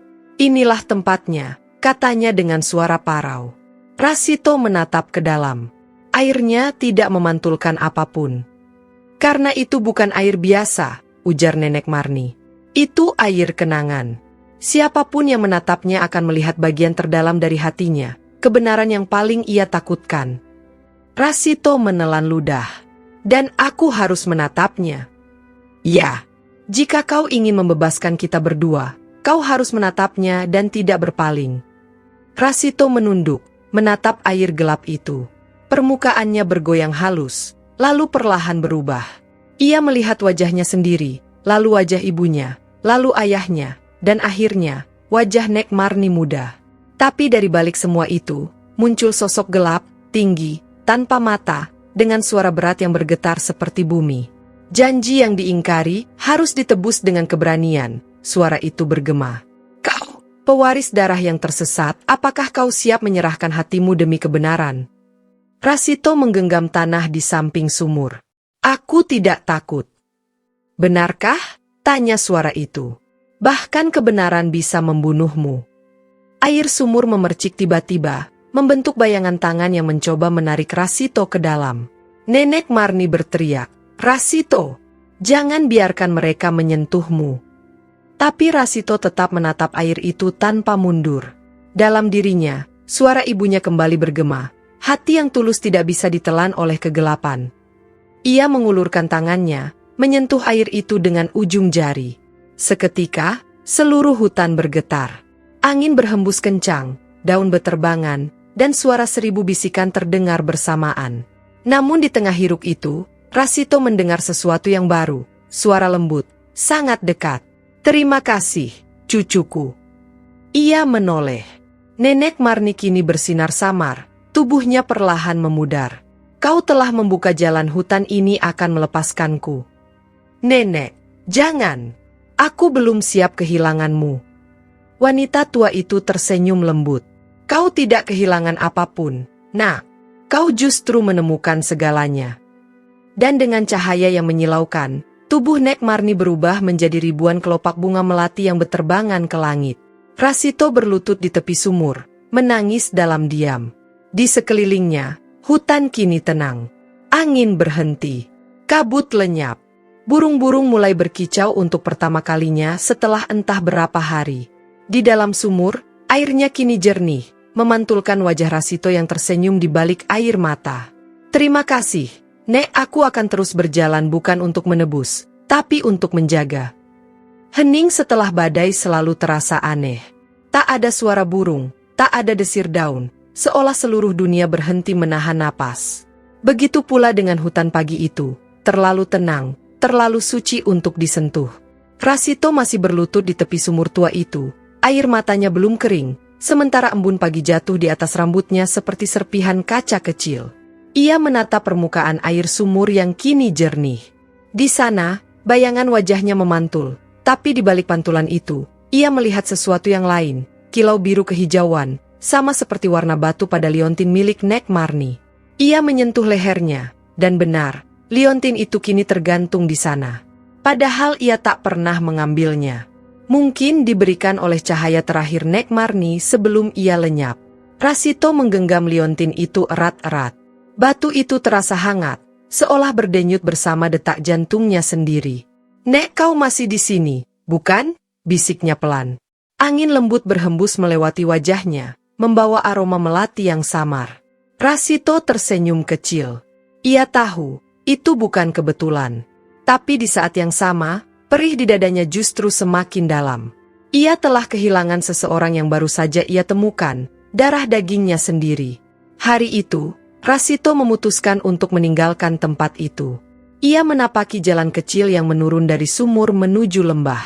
Setiap langkahnya terasa ringan dan berat sekaligus. Ringan karena beban rahasia telah terangkat, berat karena kini ia berjalan sendirian. Namun di tengah kesunyian itu, hutan terasa bersahabat. Pohon-pohon yang dulu tampak mengancam kini seperti membungkuk lembut setiap kali ia lewat. Hutan itu seolah mengenali langkahnya, seperti menyambut pulang seseorang yang dulu sempat tersesat. Namun semakin jauh ia berjalan, semakin kuat denyut di batu liontin itu. Warna biru kehijauannya berkilat setiap kali Rasito mendekati sesuatu yang berbeda, seakan menjadi penuntun. Hingga akhirnya, batu itu bersinar sangat terang di satu tempat. Sebuah celah batu besar di bawah pohon tua. Rasito berhenti. "Apakah ini yang kau maksud, Nek?" gumamnya. Ia berjongkok dan mengusap lumut di permukaan batu itu. Ternyata di sana terdapat ukiran halus, gambar spiral mengelilingi matahari kecil, dan di bawahnya, tulisan yang nyaris pudar. "Darah menebus darah, tapi cinta mematahkan kutuk." Rasito menatap ukiran itu lama. Kalimat itu terasa berat, seolah membawa makna yang lebih dalam dari sekadar peringatan. Ia menyentuh permukaannya, dan tiba-tiba liontin di dadanya berdenyut sangat kuat. Dari batu kecil itu, keluarlah cahaya lembut yang merambat ke permukaan tanah, membentuk lingkaran cahaya. Rasito terkejut dan mundur selangkah, tapi tanah di depannya terbuka perlahan, memperlihatkan sebuah kotak kecil dari kayu tua. Dengan hati-hati, ia mengangkatnya. Kotak itu ringan tapi terasa hangat. Tali emas kecil melilit di sekelilingnya, dan di atasnya terdapat cap yang sama seperti simbol pada batu, matahari dan spiral. Ia membuka penutupnya pelan-pelan. Di dalamnya ada sehelai kain sutra tipis, dan di atas kain itu terbaring belati pendek berukir perak, bilahnya berkilau tapi dingin. Di gagangnya, terukir nama kecil dengan huruf-huruf tua. "Wira." Rasito menarik napas panjang. "Ayah?" Suaranya hampir tak keluar. Ia mengangkat belati itu. Begitu disentuh, udara di sekelilingnya berubah.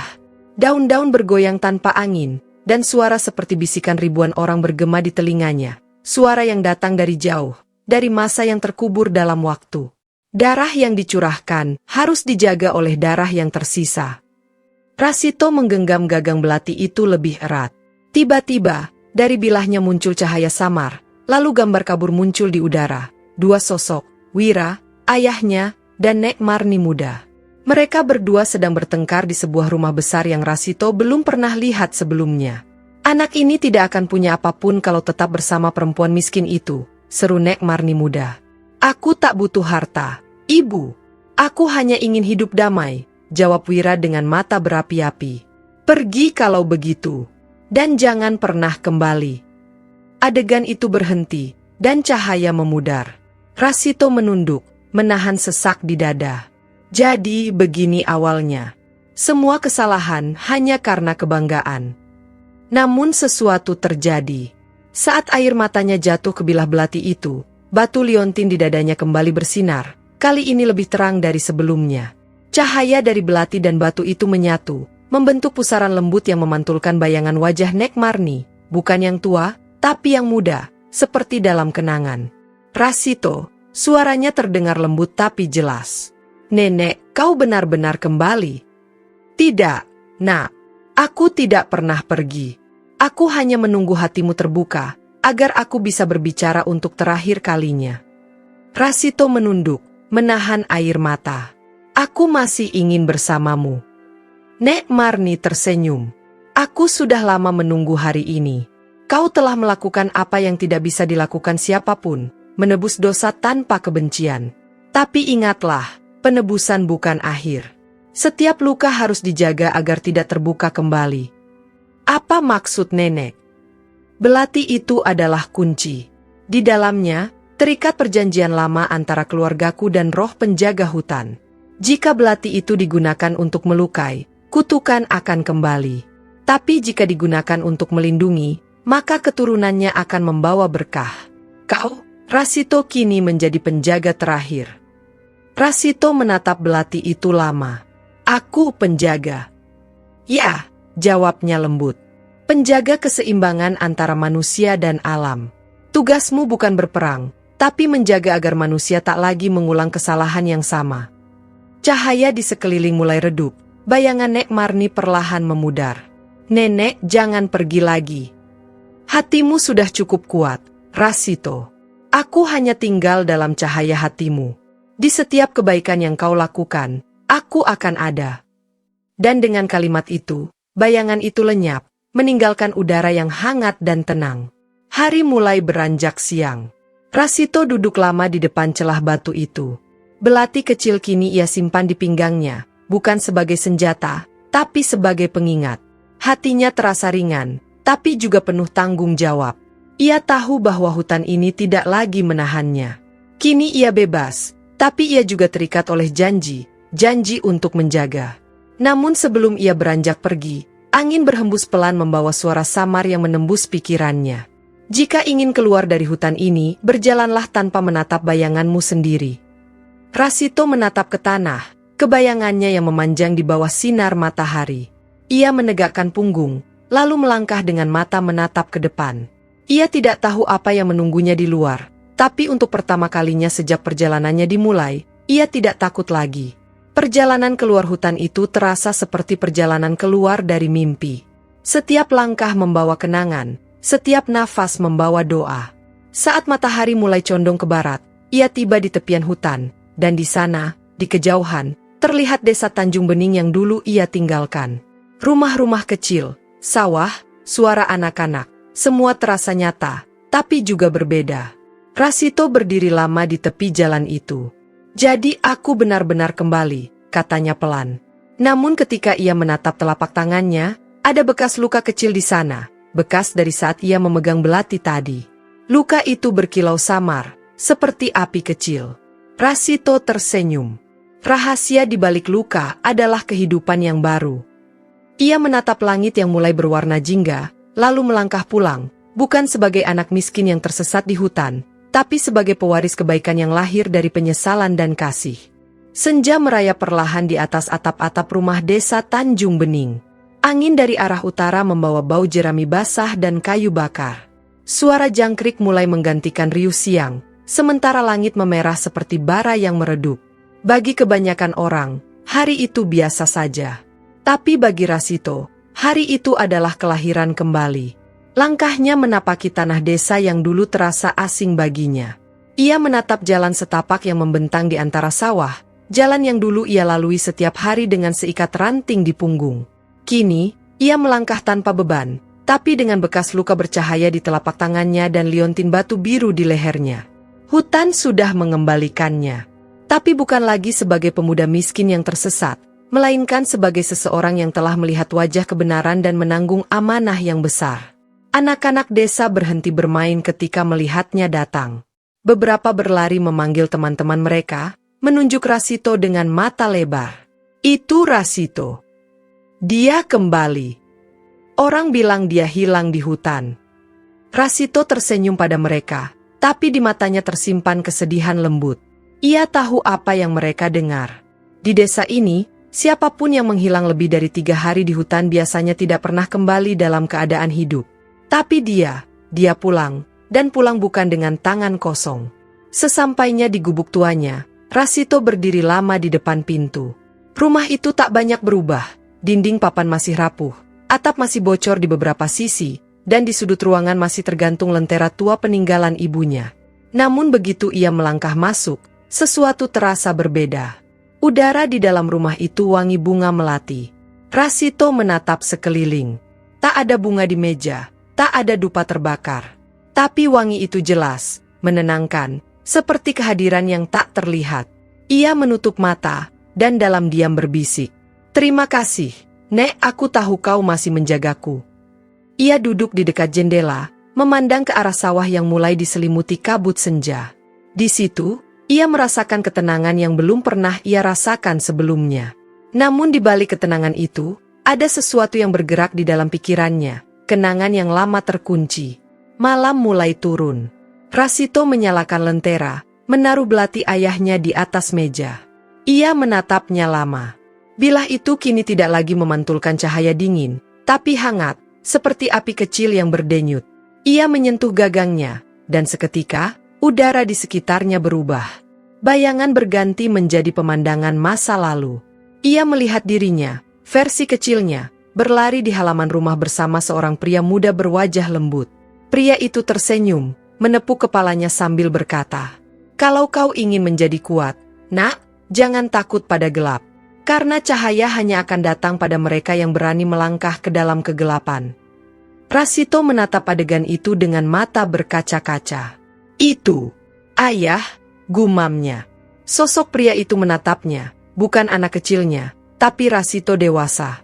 "Sudah lama, ya, nak," katanya dengan suara yang dalam dan penuh kasih. Rasito tak bisa menahan air matanya.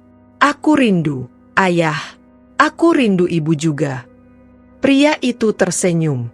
"Kami tidak pernah pergi jauh. Kau hanya perlu berjalan cukup jauh untuk menemukan kami lagi." Cahaya di sekitar mulai meredup. Suara jangkrik kembali terdengar. Rasito memegangi dada, di mana liontin itu kini berdenyut pelan. "Aku baru mengerti sekarang. Hutan itu bukan menakutkan, tapi menguji." Hari-hari berikutnya berjalan perlahan. Rasito kembali bekerja di sawah, membantu tetangga, menimba air di sungai. Tapi orang-orang desa mulai memperhatikan sesuatu yang berbeda darinya. Setiap kali Rasito berjalan melewati ladang, burung-burung selalu mengikuti dari udara. Setiap kali ia menanam bibit padi, hujan ringan turun seperti berkah. Anak-anak yang sakit mulai sembuh setelah diberi air yang ia ambil dari sumur tua di belakang rumah. Desa yang dulu sunyi kini seolah hidup kembali. "Rasito bukan manusia biasa," bisik beberapa warga di pasar. "Dia diberkati. Dia dijaga oleh roh hutan." Tapi Rasito tidak pernah membanggakan itu. Ia hanya tersenyum dan berkata, "Kalau Allah memberi kita kebaikan, itu karena kita pernah memberi kebaikan padanya." Namun di malam hari, ketika dunia diam, Rasito kadang terbangun oleh suara lembut di telinganya. Suara yang dulu memanggilnya di hutan. Tapi kini, bukan untuk menyesatkan, melainkan menenangkan. "Tidurlah, Rasito. Jalanmu belum selesai, tapi malam ini kau boleh beristirahat." Suatu sore, ketika ia sedang membersihkan halaman, seorang wanita tua datang dengan tongkat bambu.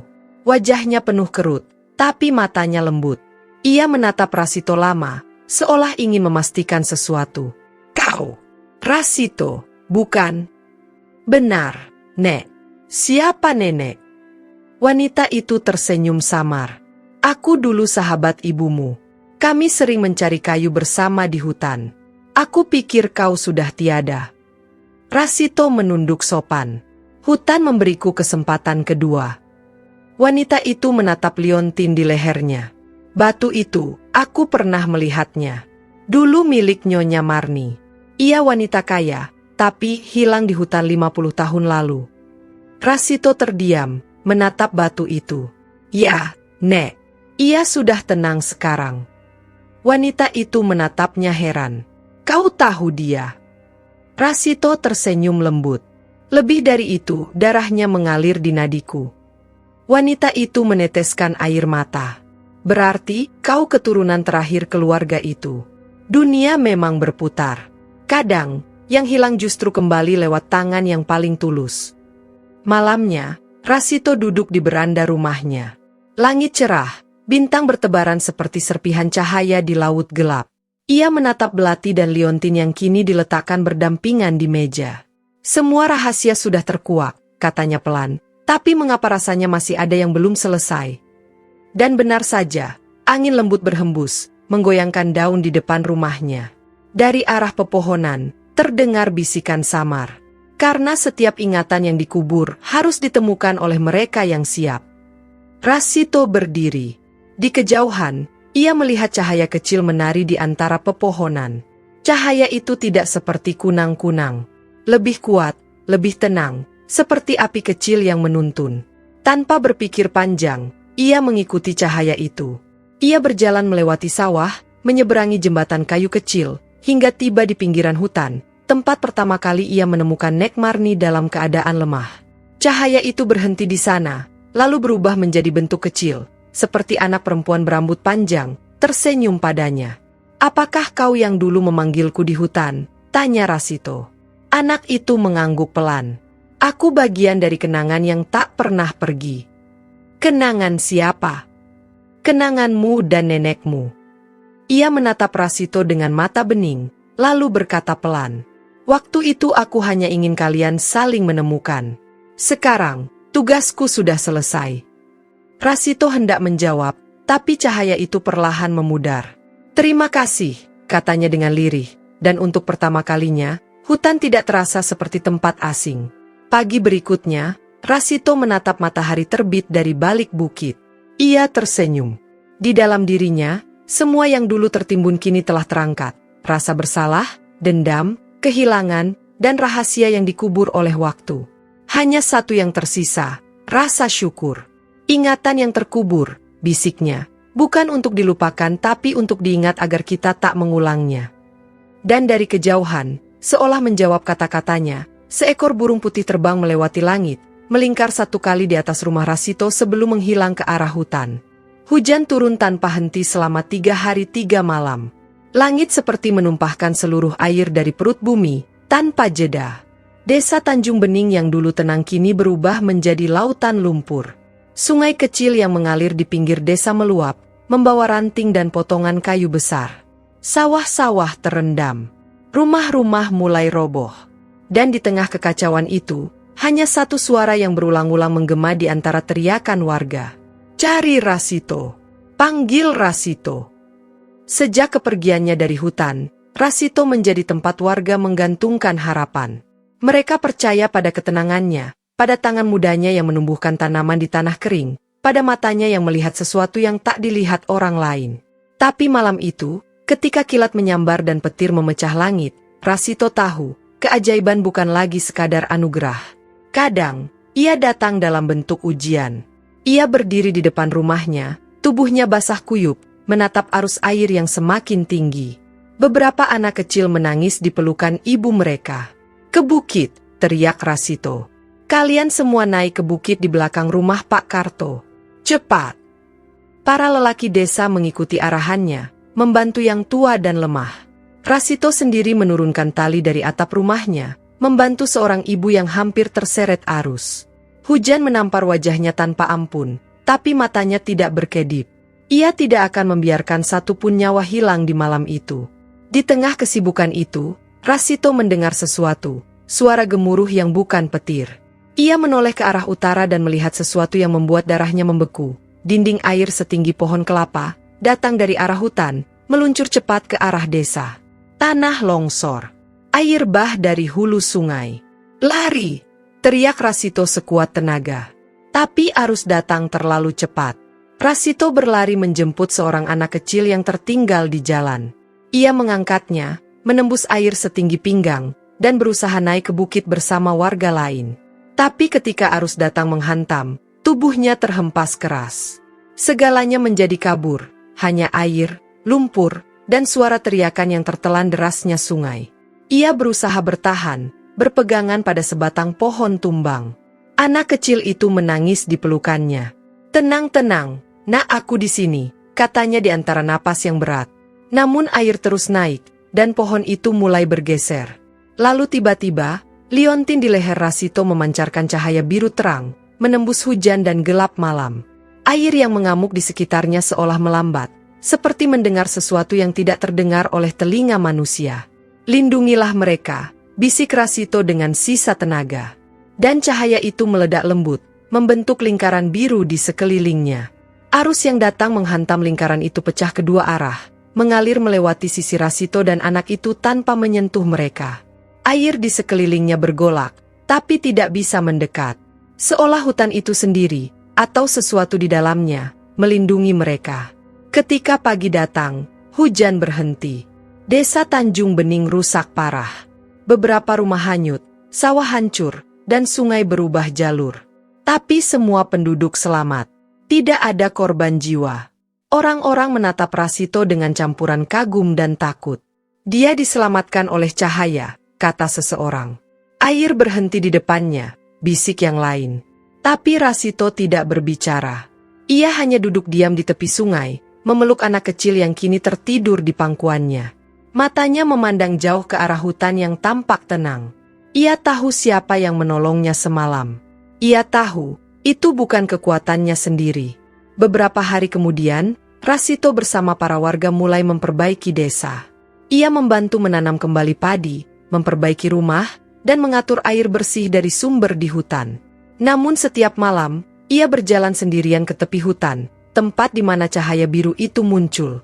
Malam ketiga, ketika bulan muncul bulat sempurna di langit, ia mendengar suara lembut dari dalam pepohonan. Rasito. Ia tersenyum. Nenek. Suara itu bergetar seperti nyanyian melati yang ditiup angin. Kau telah menunaikan janjimu, nak. Tapi cahaya itu belum selesai bersamamu. Apa maksud nenek? Kau telah menebus darah keluargamu. Tapi setiap cahaya butuh penjaga. Jika kau ingin melindungi desamu, kau harus menyatu dengan cahaya itu, bukan hanya memilikinya. Rasito menatap liontin di dadanya. Cahaya biru itu berdenyut pelan. Bagaimana caranya? Dengan melepaskan ketakutanmu yang terakhir, ketakutan akan kehilangan. Rasito menunduk. Aku sudah kehilangan banyak hal, Nek, Ibu, Ayah, bahkan dirimu. Tidak, nak, bisik suara itu lembut. Kau tidak kehilangan mereka. Kau hanya belum mengizinkan mereka hidup di dalam dirimu. Tiba-tiba, liontin itu bersinar lebih terang, menyilaukan. Rasito menutup matanya, dan dunia di sekelilingnya lenyap. Ketika ia membuka mata, ia berada di tengah cahaya biru yang luas, seperti berada di bawah air tapi bisa bernapas. Di sekelilingnya berdiri sosok-sosok yang dikenalnya, ayahnya, ibunya, dan Nek Marni. Wajah mereka tersenyum, penuh damai. Ibu, ayah, Rasito berbisik. Sosok ibunya mendekat, mengusap rambutnya. Kau sudah melangkah lebih jauh dari siapapun, nak. Tapi kau harus mengerti, kekuatan bukan untuk ditakuti, tapi untuk dibagikan. Ayahnya menepuk bahunya. Kau bukan hanya anak kami. Kau adalah anak dari bumi ini. Kau menebus dengan kasih, bukan amarah. Itu yang membuatmu berbeda. Dan Nek Marni menambahkan, sekarang lepaskan semua duka. Jadikan cinta sebagai cahaya yang tak pernah padam. Rasito memejamkan mata. Ia merasa hangat menjalari tubuhnya. Cahaya biru dari liontin kini berpindah ke dadanya, menyatu dengan napasnya, dengan darahnya. Ia tidak lagi memegang kekuatan itu, ia menjadi bagian darinya. Ketika Rasito membuka mata, ia sudah kembali berdiri di tepi hutan. Liontin di lehernya kini kosong, batu di dalamnya hilang. Tapi di dadanya, di bawah kulit, ada cahaya lembut yang berdenyut setiap kali ia menarik napas. Hutan di depannya tenang, tapi angin yang lewat membawa bisikan yang menenangkan. Sejak hari itu, Rasito berubah. Ia tak lagi sekadar pemuda desa, tapi penjaga tak terlihat antara manusia dan alam. Ketika hujan datang terlalu deras, ia berdiri di ladang dan menatap langit, lalu hujan itu reda dengan lembut. Ketika musim kering membuat tanah retak, Rasito meneteskan air dari tangannya, dan dari tanah itu tumbuh tunas baru. Orang-orang menyebutnya pemanggil cahaya. Tapi Rasito hanya berkata, aku hanya mengingat janji. Namun malam hari, ketika semua orang tertidur, Rasito sering duduk di depan rumah, menatap arah hutan yang gelap. Bukan karena takut, tapi karena rindu. Di antara angin malam, ia kadang mendengar bisikan lembut. Cahaya di tengah gelap bukan untuk menerangi dunia, tapi untuk menunjukkan bahwa gelap pun punya hati yang bisa disembuhkan. Dan setiap kali bisikan itu datang, Rasito menutup mata dan tersenyum. Ia tahu, ia tidak pernah benar-benar sendiri. Cahaya itu hidup di dalam dirinya, dan di dalam setiap hati yang mau melihat kebaikan, bahkan di tempat paling gelap sekalipun. Malam turun dengan perlahan, seolah langit pun berhati-hati agar tidak menakuti bumi yang baru saja pulih dari luka. Hujan sudah lama reda, tapi tanah desa Tanjung Bening masih basah oleh kenangan bencana. Rasito berjalan menyusuri pinggiran sungai yang kini tenang. Airnya memantulkan bayangan bulan-bulat sempurna yang menggantung di langit. Sejak malam badai itu, kehidupan desa berubah. Orang-orang mulai menanam kembali, menata rumah, dan bersyukur setiap kali matahari terbit. Namun bagi Rasito, ketenangan ini menyimpan sesuatu yang lain, panggilan yang terus berbisik di dalam dadanya. Ia tidak lagi memakai liontin biru itu, batunya sudah lenyap, tapi setiap kali bulan penuh muncul, cahaya samar masih berdenyut di bawah kulit dadanya. Dan malam ini, panggilan itu terasa lebih kuat dari sebelumnya. Angin bertiup lembut dari arah hutan. Daun-daun bergerak, bukan karena badai, tapi seperti menyambut. Rasito berdiri di tepi jalan tanah, menatap pohon-pohon tua yang menjulang. Di antara mereka, seolah ada celah yang bercahaya, jalan menuju tempat di mana semuanya bermula. Ia menarik napas panjang.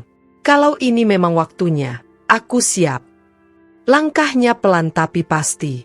Tanah di bawah kakinya lembut, dan setiap kali ia melewati pepohonan, bayangannya terpecah dan membentuk siluet aneh di tanah, kadang seperti bayangan seorang anak, kadang seperti wanita tua. Tapi Rasito tidak takut. Ia tahu, mereka bukan bayangan jahat, mereka ingatan. Ia tiba di tempat yang dulu menjadi pusat hutan, sumur tua, tempat di mana Nek Marni lenyap menjadi bunga melati. Tapi kini, sumur itu berubah. Batu-batunya bersinar lembut, dan di sekelilingnya tumbuh bunga melati putih, mekar tanpa musim. Udara di sekitar terasa suci. Dan di atas sumur, melayang cahaya biru, kecil, berputar perlahan, memancarkan ketenangan. Rasito berlutut. Apakah ini sisa dari cahaya itu? Suara lembut menjawab, bukan dari luar, tapi dari dalam pikirannya. Bukan sisa, Rasito melainkan asal. Rasito menatap cahaya itu. Siapa kau? Cahaya itu bergetar pelan, berubah bentuk menjadi siluet manusia tanpa wajah. Aku bukan siapapun, dan sekaligus semua. Aku adalah roh hutan ini, penunggu yang lahir dari keseimbangan. Dulu, sebelum manusia datang dengan kapak dan keserakahan, aku menjaga kehidupan. Tapi ketika mereka membuat perjanjian denganku, aku terikat pada darah mereka. Dan perjanjian itu adalah awal dari penderitaanmu. Rasito menarik napas tajam. Perjanjian keluarga Lamiran? Ya, leluhurmu datang padaku dengan niat mulia, memohon kesuburan bagi tanah yang tandus. Aku memberi mereka kehidupan, tapi mereka ingin lebih, kekayaan, kekuasaan, ketenaran. Maka aku memperingatkan, setiap generasi akan menanggung satu beban hingga seseorang menebusnya dengan kebaikan tanpa pamrih. Rasito menunduk, matanya berkaca-kaca. Dan aku adalah yang terakhir dari mereka. Kau bukan hanya yang terakhir, Rasito. Kau adalah penutup lingkaran. Kebaikanmu telah mengembalikan keseimbangan yang hilang. Tapi masih ada yang belum kau ketahui. Cahaya itu berputar pelan di atas sumur, lalu membentuk gambar di udara, pemandangan dari masa lalu. Rasito melihat desa Tanjung Bening dalam bentuk lamanya, rumah-rumah kayu besar, ladang luas, dan orang-orang berpakaian halus. Di tengahnya, seorang pria dengan jubah putih berdiri di depan batu besar. Di sekelilingnya, para warga berlutut. Lihatlah, ini leluhurmu, Laksamana Lamiran, suara roh itu berkata. Ia adalah orang pertama yang membuka hutan ini. Tapi dalam kesombongannya, ia memerintahkan penebangan tanpa batas. Ketika tanah mulai mati, ia datang padaku dan memohon agar aku menyelamatkan desanya. Sebagai ganti, aku meminta satu hal, keturunannya harus menjaga hutan, tidak menodainya lagi. Rasito menatap dalam-dalam adegan itu. Tapi mereka tidak menepati janji itu. Benar, mereka menebang lagi, dan aku menghukum mereka, bukan dengan kematian, tapi dengan kehilangan arah. Setiap generasi dari darah Lamiran akan tersesat dalam hidupnya, sampai muncul satu yang kembali dengan hati murni. Cahaya itu berputar makin cepat, menampilkan gambar lain. Seorang wanita muda menangis di depan rumah yang terbakar, memeluk bayi kecil dalam pelukannya. Rasito tertegun. Itu ibuku. Ya, dia adalah penghubung antara dua dunia, darah Lamiran dari ayahmu, dan jiwa murni dari ibumu. Darah itu bertemu dalam dirimu, Rasito. Itulah sebabnya hutan memanggilmu. Kau bukan hanya manusia biasa, kau adalah jembatan yang menyatukan manusia dan alam. Air mata Rasito jatuh tanpa bisa ditahan. Ia menatap cahaya itu dengan dada bergetar. Kalau begitu, apa yang harus kulakukan sekarang? Hiduplah sebagai penjaga, bukan penguasa. Bukan tugasmu menaklukkan alam, tapi mendengarkan suaranya. Jika manusia mulai lupa lagi, kau akan tahu, karena cahaya di dadamu akan bergetar. Rasito mengangguk pelan. Tapi ia masih menatap sumur itu dengan pandangan penuh tanya. Aku hanya ingin tahu satu hal terakhir, kenapa hutan memilihku, bukan orang lain? Cahaya itu diam sejenak, lalu menjawab dengan nada yang lembut namun mengguncang. Karena hanya mereka yang pernah kehilangan segalanya, yang tahu cara menjaga sesuatu sepenuh hati. Hening panjang. Hanya suara malam yang mengisi ruang di antara napas Rasito dan bisikan roh itu. Lalu cahaya itu perlahan menurun, menyentuh permukaan sumur. Air di dalamnya beriak lembut, dan seberkas sinar naik menembus langit, membentuk pilar biru yang menembus awan. Mulai hari ini, ikatan lama telah berakhir, ujar suara itu. Hutan ini tidak lagi menjadi penjara bagi siapapun. Ia kini menjadi sahabat bagi mereka yang berjalan dengan hati bersih. Rasito menatap ke atas, menyaksikan pilar cahaya itu perlahan lenyap. Bulan kini tampak lebih terang, dan udara terasa ringan, seolah dunia baru saja diangkat dari beban yang panjang. Ia berdiri lama di sana. Angin malam menyentuh wajahnya, lembut seperti tangan seorang ibu. Dari kejauhan, suara serangga dan gemericik air terdengar harmonis, membentuk irama yang menenangkan. Rasito menunduk, lalu berbisik. Terima kasih atas kebenaran yang akhirnya kau tunjukkan. Saat ia berbalik meninggalkan tempat itu, sesuatu berkilat di tanah. Ia menunduk dan menemukan bunga melati putih tumbuh di antara batu-batu sumur. Ia memetik satu, meletakkannya di balik telinga, dan tersenyum. Untukmu, Nek, agar setiap langkahku mengingatkan aku pada kelembutanmu. Ketika Rasito kembali ke desa, langit timur mulai menunjukkan warna fajar. Cahaya jingga perlahan mengusir sisa kegelapan. Ia berhenti di tepi jalan dan menatap ke arah sawah, di mana air mengalir kembali dengan tenang. Beberapa warga yang bangun pagi melihatnya dari jauh dan tersenyum, memberi hormat dengan menundukkan kepala. Rasito membalas dengan anggukan. Ia tidak ingin disebut pahlawan. Ia hanya ingin memastikan bahwa janji itu benar-benar terjaga. Dalam hatinya, ia berbisik kepada semua yang telah pergi, ibunya, ayahnya, dan Nek Marni. Kini aku tahu, kebenaran bukan untuk disembunyikan, tapi untuk dijaga dengan tindakan. Aku akan hidup bukan sebagai orang suci, tapi sebagai manusia yang mengingat. Dan di saat yang sama, cahaya biru di dadanya berdenyut pelan, bukan karena beban, tapi karena damai. 3 bulan telah berlalu sejak malam ketika cahaya dari sumur tua menembus langit. Desa Tanjung Bening telah pulih perlahan. Sawah kembali hijau, sungai jernih, dan burung-burung bernyanyi di pagi hari. Orang-orang menyebut masa itu sebagai musim berkah Rasito. Tapi di balik semua ketenangan itu, Rasito merasakan sesuatu yang aneh, sebuah keheningan yang tidak alami. Ia bangun setiap pagi dengan dada bergetar. Cahaya lembut di dadanya, yang dulu menenangkan, kini terasa lebih panas. Setiap kali ia membantu orang atau menatap alam, ia bisa merasakan energi mengalir dari dalam tubuhnya. Ia bisa mendengar langkah-langkah semut, detak jantung pepohonan, bahkan bisikan tanah. Namun, bersamaan dengan itu, muncul suara lain, lebih dalam, lebih berat. Kau bisa lebih dari sekadar penjaga, Rasito. Kau bisa menjadi penguasa. Suara itu muncul pertama kali dalam mimpi. Tapi kemudian, semakin hari, semakin nyata. Rasito berusaha mengabaikannya, meyakinkan dirinya bahwa itu hanya sisa bayangan masa lalu. Namun, setiap malam, suara itu kembali, membawa tawaran yang sama, dengan nada yang semakin menggoda. Bayangkan, Rasito desa-desa lain menderita. Tanah mereka kering, anak-anak mereka kelaparan. Dengan kekuatanmu, kau bisa membuat seluruh negeri subur. Kau bisa jadi raja yang membawa kemakmuran, bukan hanya bagi Tanjung Bening, tapi bagi dunia.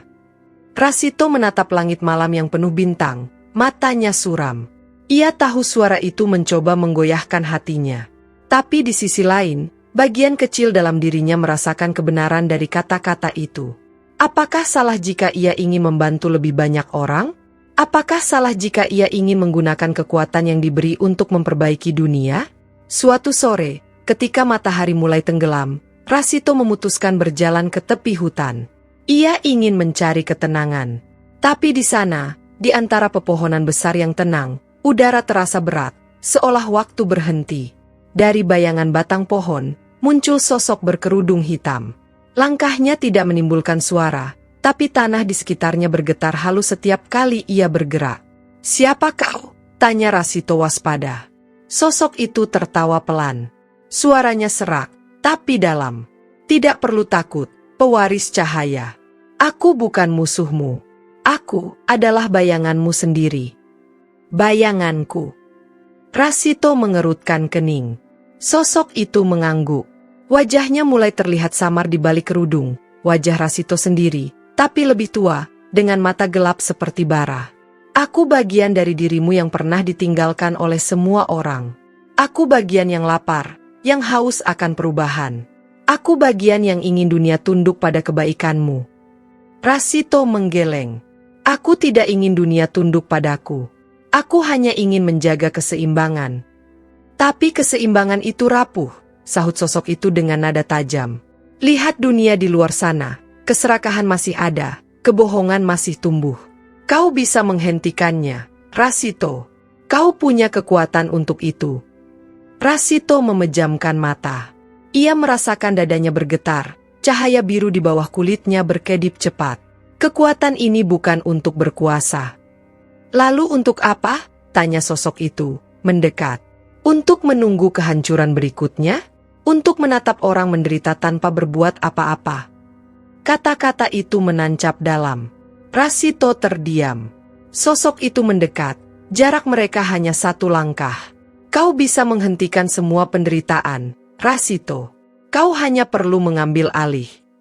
Rasito menatap sosok itu, dirinya sendiri, dan melihat di mata gelap itu sesuatu yang menakutkan, kebaikan yang kehilangan arah. Malam itu, Rasito tidak tidur.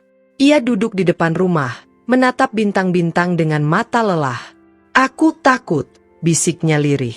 Dan untuk pertama kalinya setelah lama, ia mendengar suara yang pernah menuntunnya dari hutan. Suara Nek Marni. "Takut bukan tanda kelemahan, Rasito. Takut berarti kau masih punya hati." Rasito menunduk, air mata jatuh tanpa ia sadari. "Tapi bagaimana kalau aku gagal menahan diriku, Nek?" "Kau tidak akan gagal selama kau mengingat mengapa kau diberi kekuatan itu. Bukan untuk mengubah dunia, tapi untuk menjaganya tetap hidup." Suara itu menghilang seperti angin malam, meninggalkan keheningan yang menenangkan. Tapi Rasito tahu, ujian itu belum selesai. Keesokan harinya, kabar buruk datang dari desa sebelah, Padang Luhur. Tanah mereka mengering total, air sungai berhenti mengalir, dan tanaman mati dalam semalam. Warga datang ke Tanjung Bening meminta bantuan. "Kau bisa menolong kami," kata seorang lelaki tua sambil memegang tangan Rasito. "Kau punya anugerah dari langit. Tolong, kami mohon." Rasito menatap mata mereka, penuh harap dan ketakutan. Dan suara dalam dirinya kembali berbisik. "Gunakanlah kekuatanmu, Rasito, tunjukkan bahwa kau bisa menghidupkan tanah mati." Ia menatap langit. "Baiklah," katanya pelan. "Aku akan mencoba." Ia berjalan menuju Padang Luhur, diikuti warga dari 2 desa. Tanah di sana retak seperti kulit tua, udara panas, dan langit berwarna kelabu. Rasito berlutut, menempelkan tangannya ke tanah. Cahaya biru dari dadanya menyala. Semua orang menatap dengan takjub ketika sinar itu mengalir dari ujung jari Rasito, masuk ke tanah, merambat cepat seperti urat nadi bumi. Beberapa detik kemudian, tunas-tunas hijau muncul. Rumput tumbuh, air mengalir dari celah batu, dan udara berubah sejuk. Warga bersorak. "Dia penyelamat. Dia utusan langit. Dia raja yang dijanjikan." Rasito berdiri, tapi hatinya justru bergetar ketakutan. Kata raja bergema di telinganya seperti racun manis. Suara gelap itu tertawa di dalam pikirannya. "Lihat, Rasito, kau bisa. Kau sudah melakukannya. Kau bisa membangun dunia baru di bawah kekuasaanmu. Aku hanya menolong mereka, Rasito berbisik. Tapi mereka akan memujamu, dan pemujaan adalah pintu menuju kekuasaan. Bukankah itu yang kau tolak dulu? Bukankah ini takdir untuk memperbaiki kesalahan leluhurmu dengan cara yang lebih besar? Rasito menatap tangan yang masih bercahaya. Cahaya itu indah, tapi di tengahnya ada titik gelap kecil yang berputar cepat. Ia tahu, itu benih kesombongan. Malamnya, Rasito kembali ke rumah, menatap tangannya lama.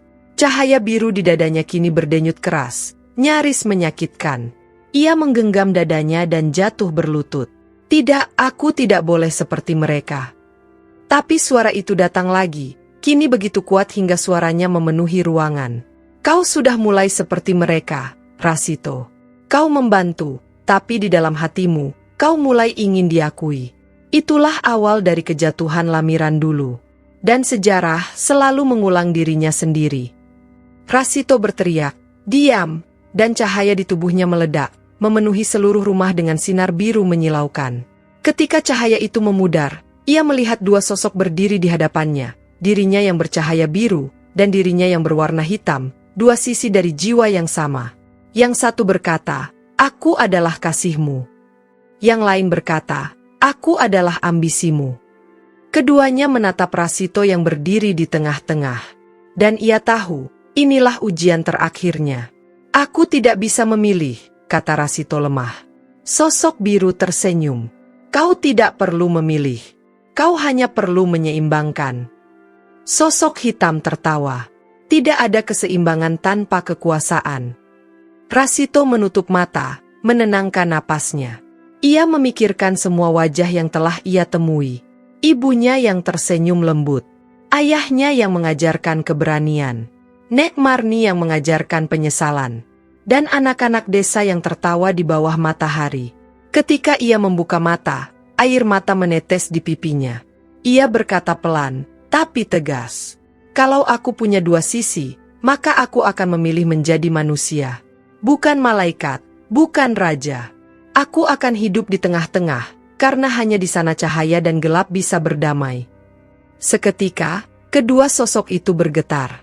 Sosok hitam meronta, tapi tangan Rasito meraih dan memeluknya. Tidak ada bagian dari diriku yang kubenci, katanya. Aku hanya perlu mengenalinya. Sosok itu hancur menjadi debu cahaya dan menyatu ke dalam tubuh Rasito. Cahaya biru dan hitam berpadu menjadi warna keemasan lembut. Tubuhnya hangat, dadanya tenang, dan untuk pertama kali, ia merasa utuh. Ketika fajar tiba, Rasito keluar dari rumah. Udara pagi segar, dan matahari muncul perlahan dari balik bukit. Ia menatap tangannya, tidak ada cahaya, tidak ada luka, hanya kulit manusia biasa. Tapi di dalam dirinya, ia tahu, ia telah lulus dari ujian terakhir. Terima kasih, Nek. Aku mengerti sekarang, katanya sambil menatap hutan. Cahaya tanpa kegelapan tidak akan pernah bisa menuntun siapapun. Dan di kejauhan, angin berembus lembut, membawa aroma melati yang menenangkan. Fajar perlahan menyingkapkan kabut yang bergelung di atas sawah Tanjung Bening. Udara pagi lembut dan hangat, seolah bumi sendiri sedang menarik napas lega. Cahaya keemasan matahari menembus dedaunan, membentuk garis-garis lembut di tanah yang masih basah oleh embun. Desa itu hidup lagi, tapi kali ini, dengan cara yang berbeda. Rasito berdiri di tengah jalan tanah yang mengarah ke ladang. Ia menatap sekeliling, anak-anak berlarian, para ibu menjemur padi, para bapak memanggul hasil panen pertama setelah musim hujan besar. Semuanya terasa damai. Tapi di dalam kedamaian itu, Rasito merasakan sesuatu yang lebih dalam, kehadiran yang tenang, tak terlihat tapi nyata. Ia menatap ke arah hutan di kejauhan, tempat semua kisahnya bermula. Di sana, pepohonan berdiri dengan anggun, dan dari seladaunnya, angin bertiup membawa aroma melati. Rasito tersenyum. Ia tahu, hutan itu kini bukan tempat yang menakutkan. Hutan itu telah menjadi bagian dari dirinya. Pagi itu, Rasito datang ke balai desa. Kepala desa dan beberapa warga menunggunya di sana. Rasito, ujar Pak Karto, lelaki tua yang dulu menolongnya waktu kecil, kami semua sepakat. Mulai hari ini, Kami ingin kau memimpin desa ini. Kau telah membawa kedamaian, mengembalikan kehidupan." Suasana hening. Semua menatap Rasito dengan harapan. Tapi pemuda itu menunduk pelan. "Aku tidak pantas jadi pemimpin," katanya lembut. "Desa ini tidak butuh pemimpin baru. Desa ini butuh hati yang mau mendengar, dan itu bisa ada di siapapun." "Tapi tanpa kau, Rasito," kata salah satu warga, "kami takut kehilangan arah." Rasito tersenyum kecil. "Arah itu tidak datang dariku. Arah itu datang dari dalam diri kita sendiri. Aku hanya menyalakan cahaya kecil agar kalian bisa melihatnya lagi." Kepala desa menatapnya lama, lalu mengangguk. "Kalau begitu, biarkan kami tetap memanggilmu dengan sebutan yang layak." "Sebutan apa itu, Pak?" "Penjaga Fajar." Rasito tertawa kecil, tapi di matanya tampak basah. "Sebutan itu terlalu indah untukku, tapi jika itu membuat kalian ingat pada makna pagi, aku terima." Hari-hari pun berlalu dengan damai. Rasito menghabiskan waktu membantu di ladang, memperbaiki alat pertanian, dan mengajar anak-anak membaca. Namun setiap malam, ketika bintang-bintang muncul, ia pergi ke tepi hutan, duduk di bawah pohon besar yang dulu menjadi saksi pertama pertemuannya dengan Nek Marni. Di sana, ia berbicara pada bayangan hutan, bukan karena rindu, tapi karena rasa syukur. "Terima kasih, Nek," katanya pelan. "Dulu aku tak mengerti, kenapa hidup memberiku begitu banyak kehilangan. Sekarang aku tahu, semua itu adalah cara dunia mengajarkan cinta." Angin berhembus lembut, dan bunga melati jatuh di pangkuannya. Ia tersenyum. "Ya, aku tahu, itu tanda dari nenek." Suatu sore, langit berwarna keemasan. Burung-burung beterbangan menuju barat. Rasito duduk di pinggir sawah, ditemani oleh seorang anak laki-laki kecil bernama Diro, anak yatim yang kini tinggal bersamanya. "Rasito," tanya Diro polos, "benarkah hutan dulu jahat?" Rasito menatap anak itu dan menggeleng. "Tidak, Diro. Hutan tidak pernah jahat. Yang jahat adalah manusia yang lupa caranya mendengarkan." "Lalu kenapa hutan dulu menakuti orang?" "Karena orang datang dengan rasa takut. Kalau kau datang dengan hati, hutan akan menyambutmu seperti ibu menyambut anaknya." Anak itu tersenyum, lalu memungut sehelai daun dan meniupnya. Suara lembut keluar, seperti peluit kecil yang terdengar jauh. Rasito tertawa kecil. "Lihat, alam selalu berbicara. Hanya saja, tidak semua mau mendengar." Tapi di malam-malam tertentu, ketika bulan penuh menggantung di langit, Rasito masih merasakan denyut cahaya di dadanya. Cahaya itu tidak lagi panas atau menyakitkan. Kini, ia seperti nafas lembut yang menemaninya dalam diam. Dan kadang, dalam keheningan itu, ia mendengar suara ibunya. "Jangan berhenti berjalan, Nak. Cahaya yang sejati bukan untuk disimpan, tapi untuk diteruskan." Suara itu membuat Rasito menatap langit, dengan mata yang berkilau oleh rasa damai. "Baik, Ibu," bisiknya, "aku akan meneruskan." Suatu hari, kabar datang dari desa-desa lain. Kekeringan melanda wilayah timur. Orang-orang mulai panik, takut bencana akan datang lagi. Warga Tanjung Bening segera datang menemui Rasito. "Rasito, apa yang harus kita lakukan?" tanya mereka. Ia menatap mereka satu persatu, lalu menjawab dengan tenang. "Kita tidak akan memohon pada langit, kita akan bekerja bersama bumi." Mereka bingung. Tapi Rasito mengajak mereka berjalan ke hutan. Di sana, ia mengajarkan sesuatu yang sederhana, menanam pohon di pinggir sungai, menjaga air dengan menata batu, dan tidak menebang sembarangan. "Kalau kalian ingin hujan datang," katanya sambil tersenyum, "jadilah alasan bagi langit untuk mencintai bumi lagi." Sejak saat itu, warga desa tidak lagi takut pada bencana. Mereka belajar dari Rasito bahwa keajaiban bukanlah hal mistis, tapi hasil dari ketulusan dan kesabaran. Malam itu, setelah semua orang tidur, Rasito berjalan ke arah hutan sendirian. Cahaya bulan menyinari langkahnya, dan suara jangkrik menjadi lagu pengantar. Ia tiba di sumur tua, tempat semua perjalanan itu dimulai. Bunga melati masih tumbuh di sekelilingnya, dan airnya berkilau seperti kaca. Ia berlutut, menatap pantulan wajahnya di air. Tapi kali ini, bukan hanya wajahnya yang terlihat. Dari pantulan itu, muncul bayangan Nek Marni di sampingnya, tersenyum lembut. "Nenek," katanya pelan. "Rasito," jawab suara itu, lembut seperti doa. "Kau sudah melewati semua. Kau telah menjadi manusia yang tahu caranya menjaga, bukan menguasai. Kini, dunia ini sudah tak menahanmu lagi." "Apa maksud nenek?" "Cahaya di dalam dirimu kini bukan beban. Ia telah menjadi bagian dari bumi. Tapi ada dua jalan bagimu sekarang, tetap di sini menjaga manusia, atau kembali ke asal cahaya, menjadi bagian dari hutan yang abadi." Rasito terdiam lama. Ia menatap tangannya, lalu air di sumur. "Jika aku pergi, siapa yang akan menjaga mereka?" Nek Marni tersenyum. "Setiap hati yang telah kau sentuh akan menjadi penjaga baru. Kau sudah menanam cukup banyak cahaya dalam diri mereka." Air mata menetes di pipi Rasito. Ia menatap ke langit, di mana bintang-bintang bersinar tenang. "Aku ingin tetap di sini, Nek. Aku ingin melihat fajar datang setiap hari." Nenek Marni mengangguk, matanya bersinar lembut. "Kalau begitu, jadilah fajar itu sendiri." Bayangan itu perlahan menghilang, meninggalkan wangi melati yang lembut. Rasito menatap air sumur itu sekali lagi dan tersenyum. "Selamat tinggal, Nek. Tapi aku tahu kau tidak pernah benar-benar pergi." Pagi tiba. Matahari muncul dari balik bukit, memantulkan cahaya keemasan di seluruh desa. Rasito berdiri di tengah sawah, memandang langit yang cerah. Anak-anak berlari di sekitar, memanggil namanya.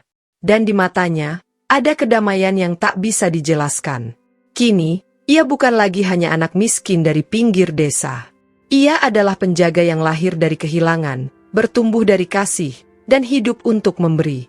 Cahaya di dadanya berdenyut pelan sekali, lalu padam, bukan karena hilang, tapi karena telah menyatu dengan bumi yang ia cintai. Fajar bukan hanya tentang matahari yang terbit, bisik Rasito pada angin pagi, tapi tentang hati yang mau bangkit lagi setelah malam yang panjang. Dan di langit timur, seekor burung putih melintas, terbang menuju hutan, membawa pesan abadi bahwa cinta dan penebusan tidak pernah mati. Waktu berlalu, musim silih berganti. Tanah Tanjung Bening kini subur seperti permadani hijau yang membentang sejauh mata memandang. Sawah berundak-undak di lereng bukit, sungai berkilau seperti benang perak, dan burung-burung kembali membuat sarang di pohon-pohon tua. Tidak ada lagi orang yang takut pada hutan. Mereka menanam, merawat, dan berdoa, bukan dengan rasa takut, tapi dengan rasa hormat. Dan di tengah semua itu, nama Rasito telah menjadi kisah. Bukan dongeng yang dilebih-lebihkan, bukan legenda yang disembah, tapi kenangan hidup tentang seseorang yang datang dari kesunyian, jatuh dalam kehilangan, lalu bangkit membawa cahaya. Suatu pagi yang lembut, seorang anak kecil berlari di antara pematang sawah sambil membawa seikat bunga melati. Ia berhenti di depan batu besar di tepi hutan, batu yang diukir dengan simbol spiral dan matahari. Di bawahnya tertulis dengan huruf halus, "Di sini pernah berjalan seorang penjaga. Ia tidak memiliki harta, tapi meninggalkan cahaya." Anak itu meletakkan bunga di bawah tulisan itu, lalu berbisik, "Terima kasih, Rasito." Ia menatap hutan di hadapannya, dan pada saat itu, angin berhembus lembut dari arah pepohonan, membawa suara samar, seperti gumaman yang dikenal oleh setiap penduduk desa. "Jagalah bumi seperti kau menjaga hatimu." Anak itu tersenyum, lalu berlari kembali ke desa, membawa wangi melati yang masih menempel di bajunya. Sudah bertahun-tahun sejak hari ketika Rasito terakhir terlihat di sawah. Tidak ada yang tahu pasti kemana ia pergi. Sebagian bilang ia kembali ke hutan dan tidak pernah keluar lagi. Sebagian lain berkata ia mengembara ke desa-desa jauh, mengajarkan orang menanam pohon dan mendengar suara bumi. Tapi semua sepakat bahwa keberadaannya tak pernah benar-benar hilang. Karena setiap kali desa dilanda kesulitan, setiap kali hujan tertunda atau tanaman menguning, selalu ada tanda-tanda aneh yang menenangkan hati. Hujan ringan turun tanpa awan, bunga melati bermekaran di musim panas, atau cahaya biru samar menari di tepi hutan. Dan setiap kali itu terjadi, orang-orang akan menatap langit dan berkata, "Rasito masih menjaga kita." Diro, anak kecil yang dulu tinggal bersama Rasito, kini telah dewasa. Ia berdiri di tengah sawah dengan anak-anak kecil di sekelilingnya.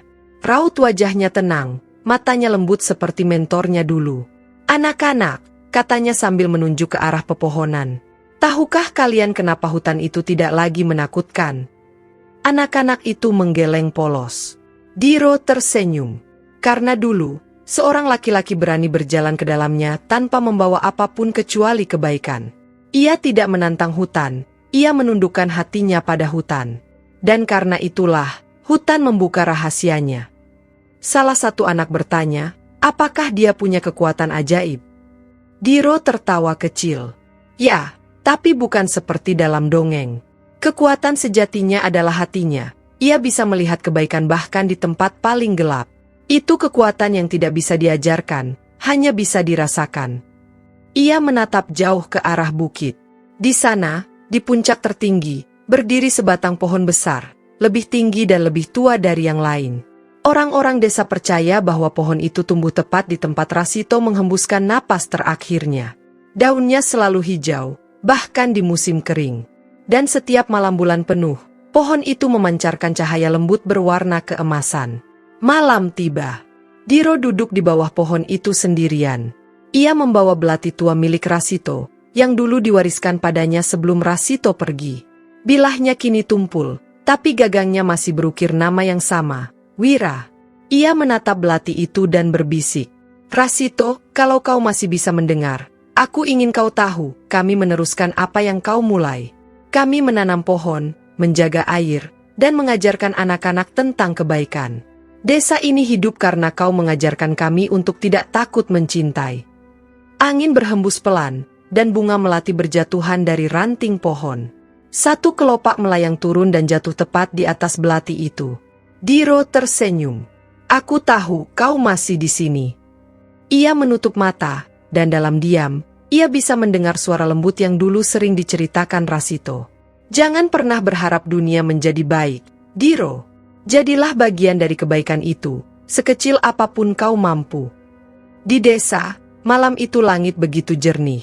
Bulan menggantung besar dan bulat, memantulkan cahaya ke sawah yang berkilau seperti lautan. Orang-orang duduk di depan rumah, bercerita tentang masa lalu, tentang seorang pemuda miskin yang tersesat di hutan dan kembali membawa berkah. Mereka tidak menyebutnya pahlawan. Mereka memanggilnya sahabat bumi. Karena bagi mereka, Rasito bukanlah mitos. Ia adalah cermin. Cermin tentang manusia yang pernah jatuh, tapi bangkit bukan untuk dirinya sendiri, melainkan untuk semua kehidupan di sekitarnya. Dan di tempat yang tak terlihat oleh mata manusia, jauh di dalam hutan yang kini abadi, Rasito berjalan di antara pepohonan yang bercahaya. Ia tidak lagi muda atau tua, tidak lagi manusia sepenuhnya, tapi roh penjaga yang berwajah damai.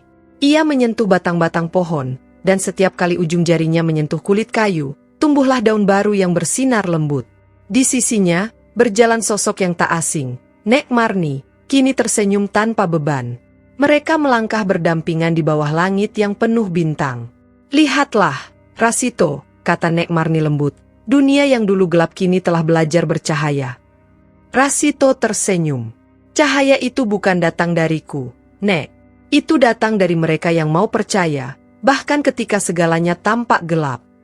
Nek Marni menatapnya, matanya bersinar seperti sinar bulan. Itulah sebabnya, Nak, cahaya itu tak akan pernah padam. Di bawah langit yang penuh bintang, hutan Tanjung Bening berbisik lembut. Sungai bernyanyi, daun menari, dan di antara melati yang mekar di malam hari, terdengar satu suara, pelan tapi jelas. Selama ada kasih, dunia tak akan benar-benar gelap. Dan di tempat itu, di mana dulu seorang pemuda miskin menolong seorang nenek yang tersesat, lahirlah kisah yang akan diceritakan dari generasi ke generasi. Tentang Rasito, sang penjaga fajar, yang mengajarkan dunia bahwa cahaya sejati bukanlah yang menerangi, melainkan yang menghangatkan.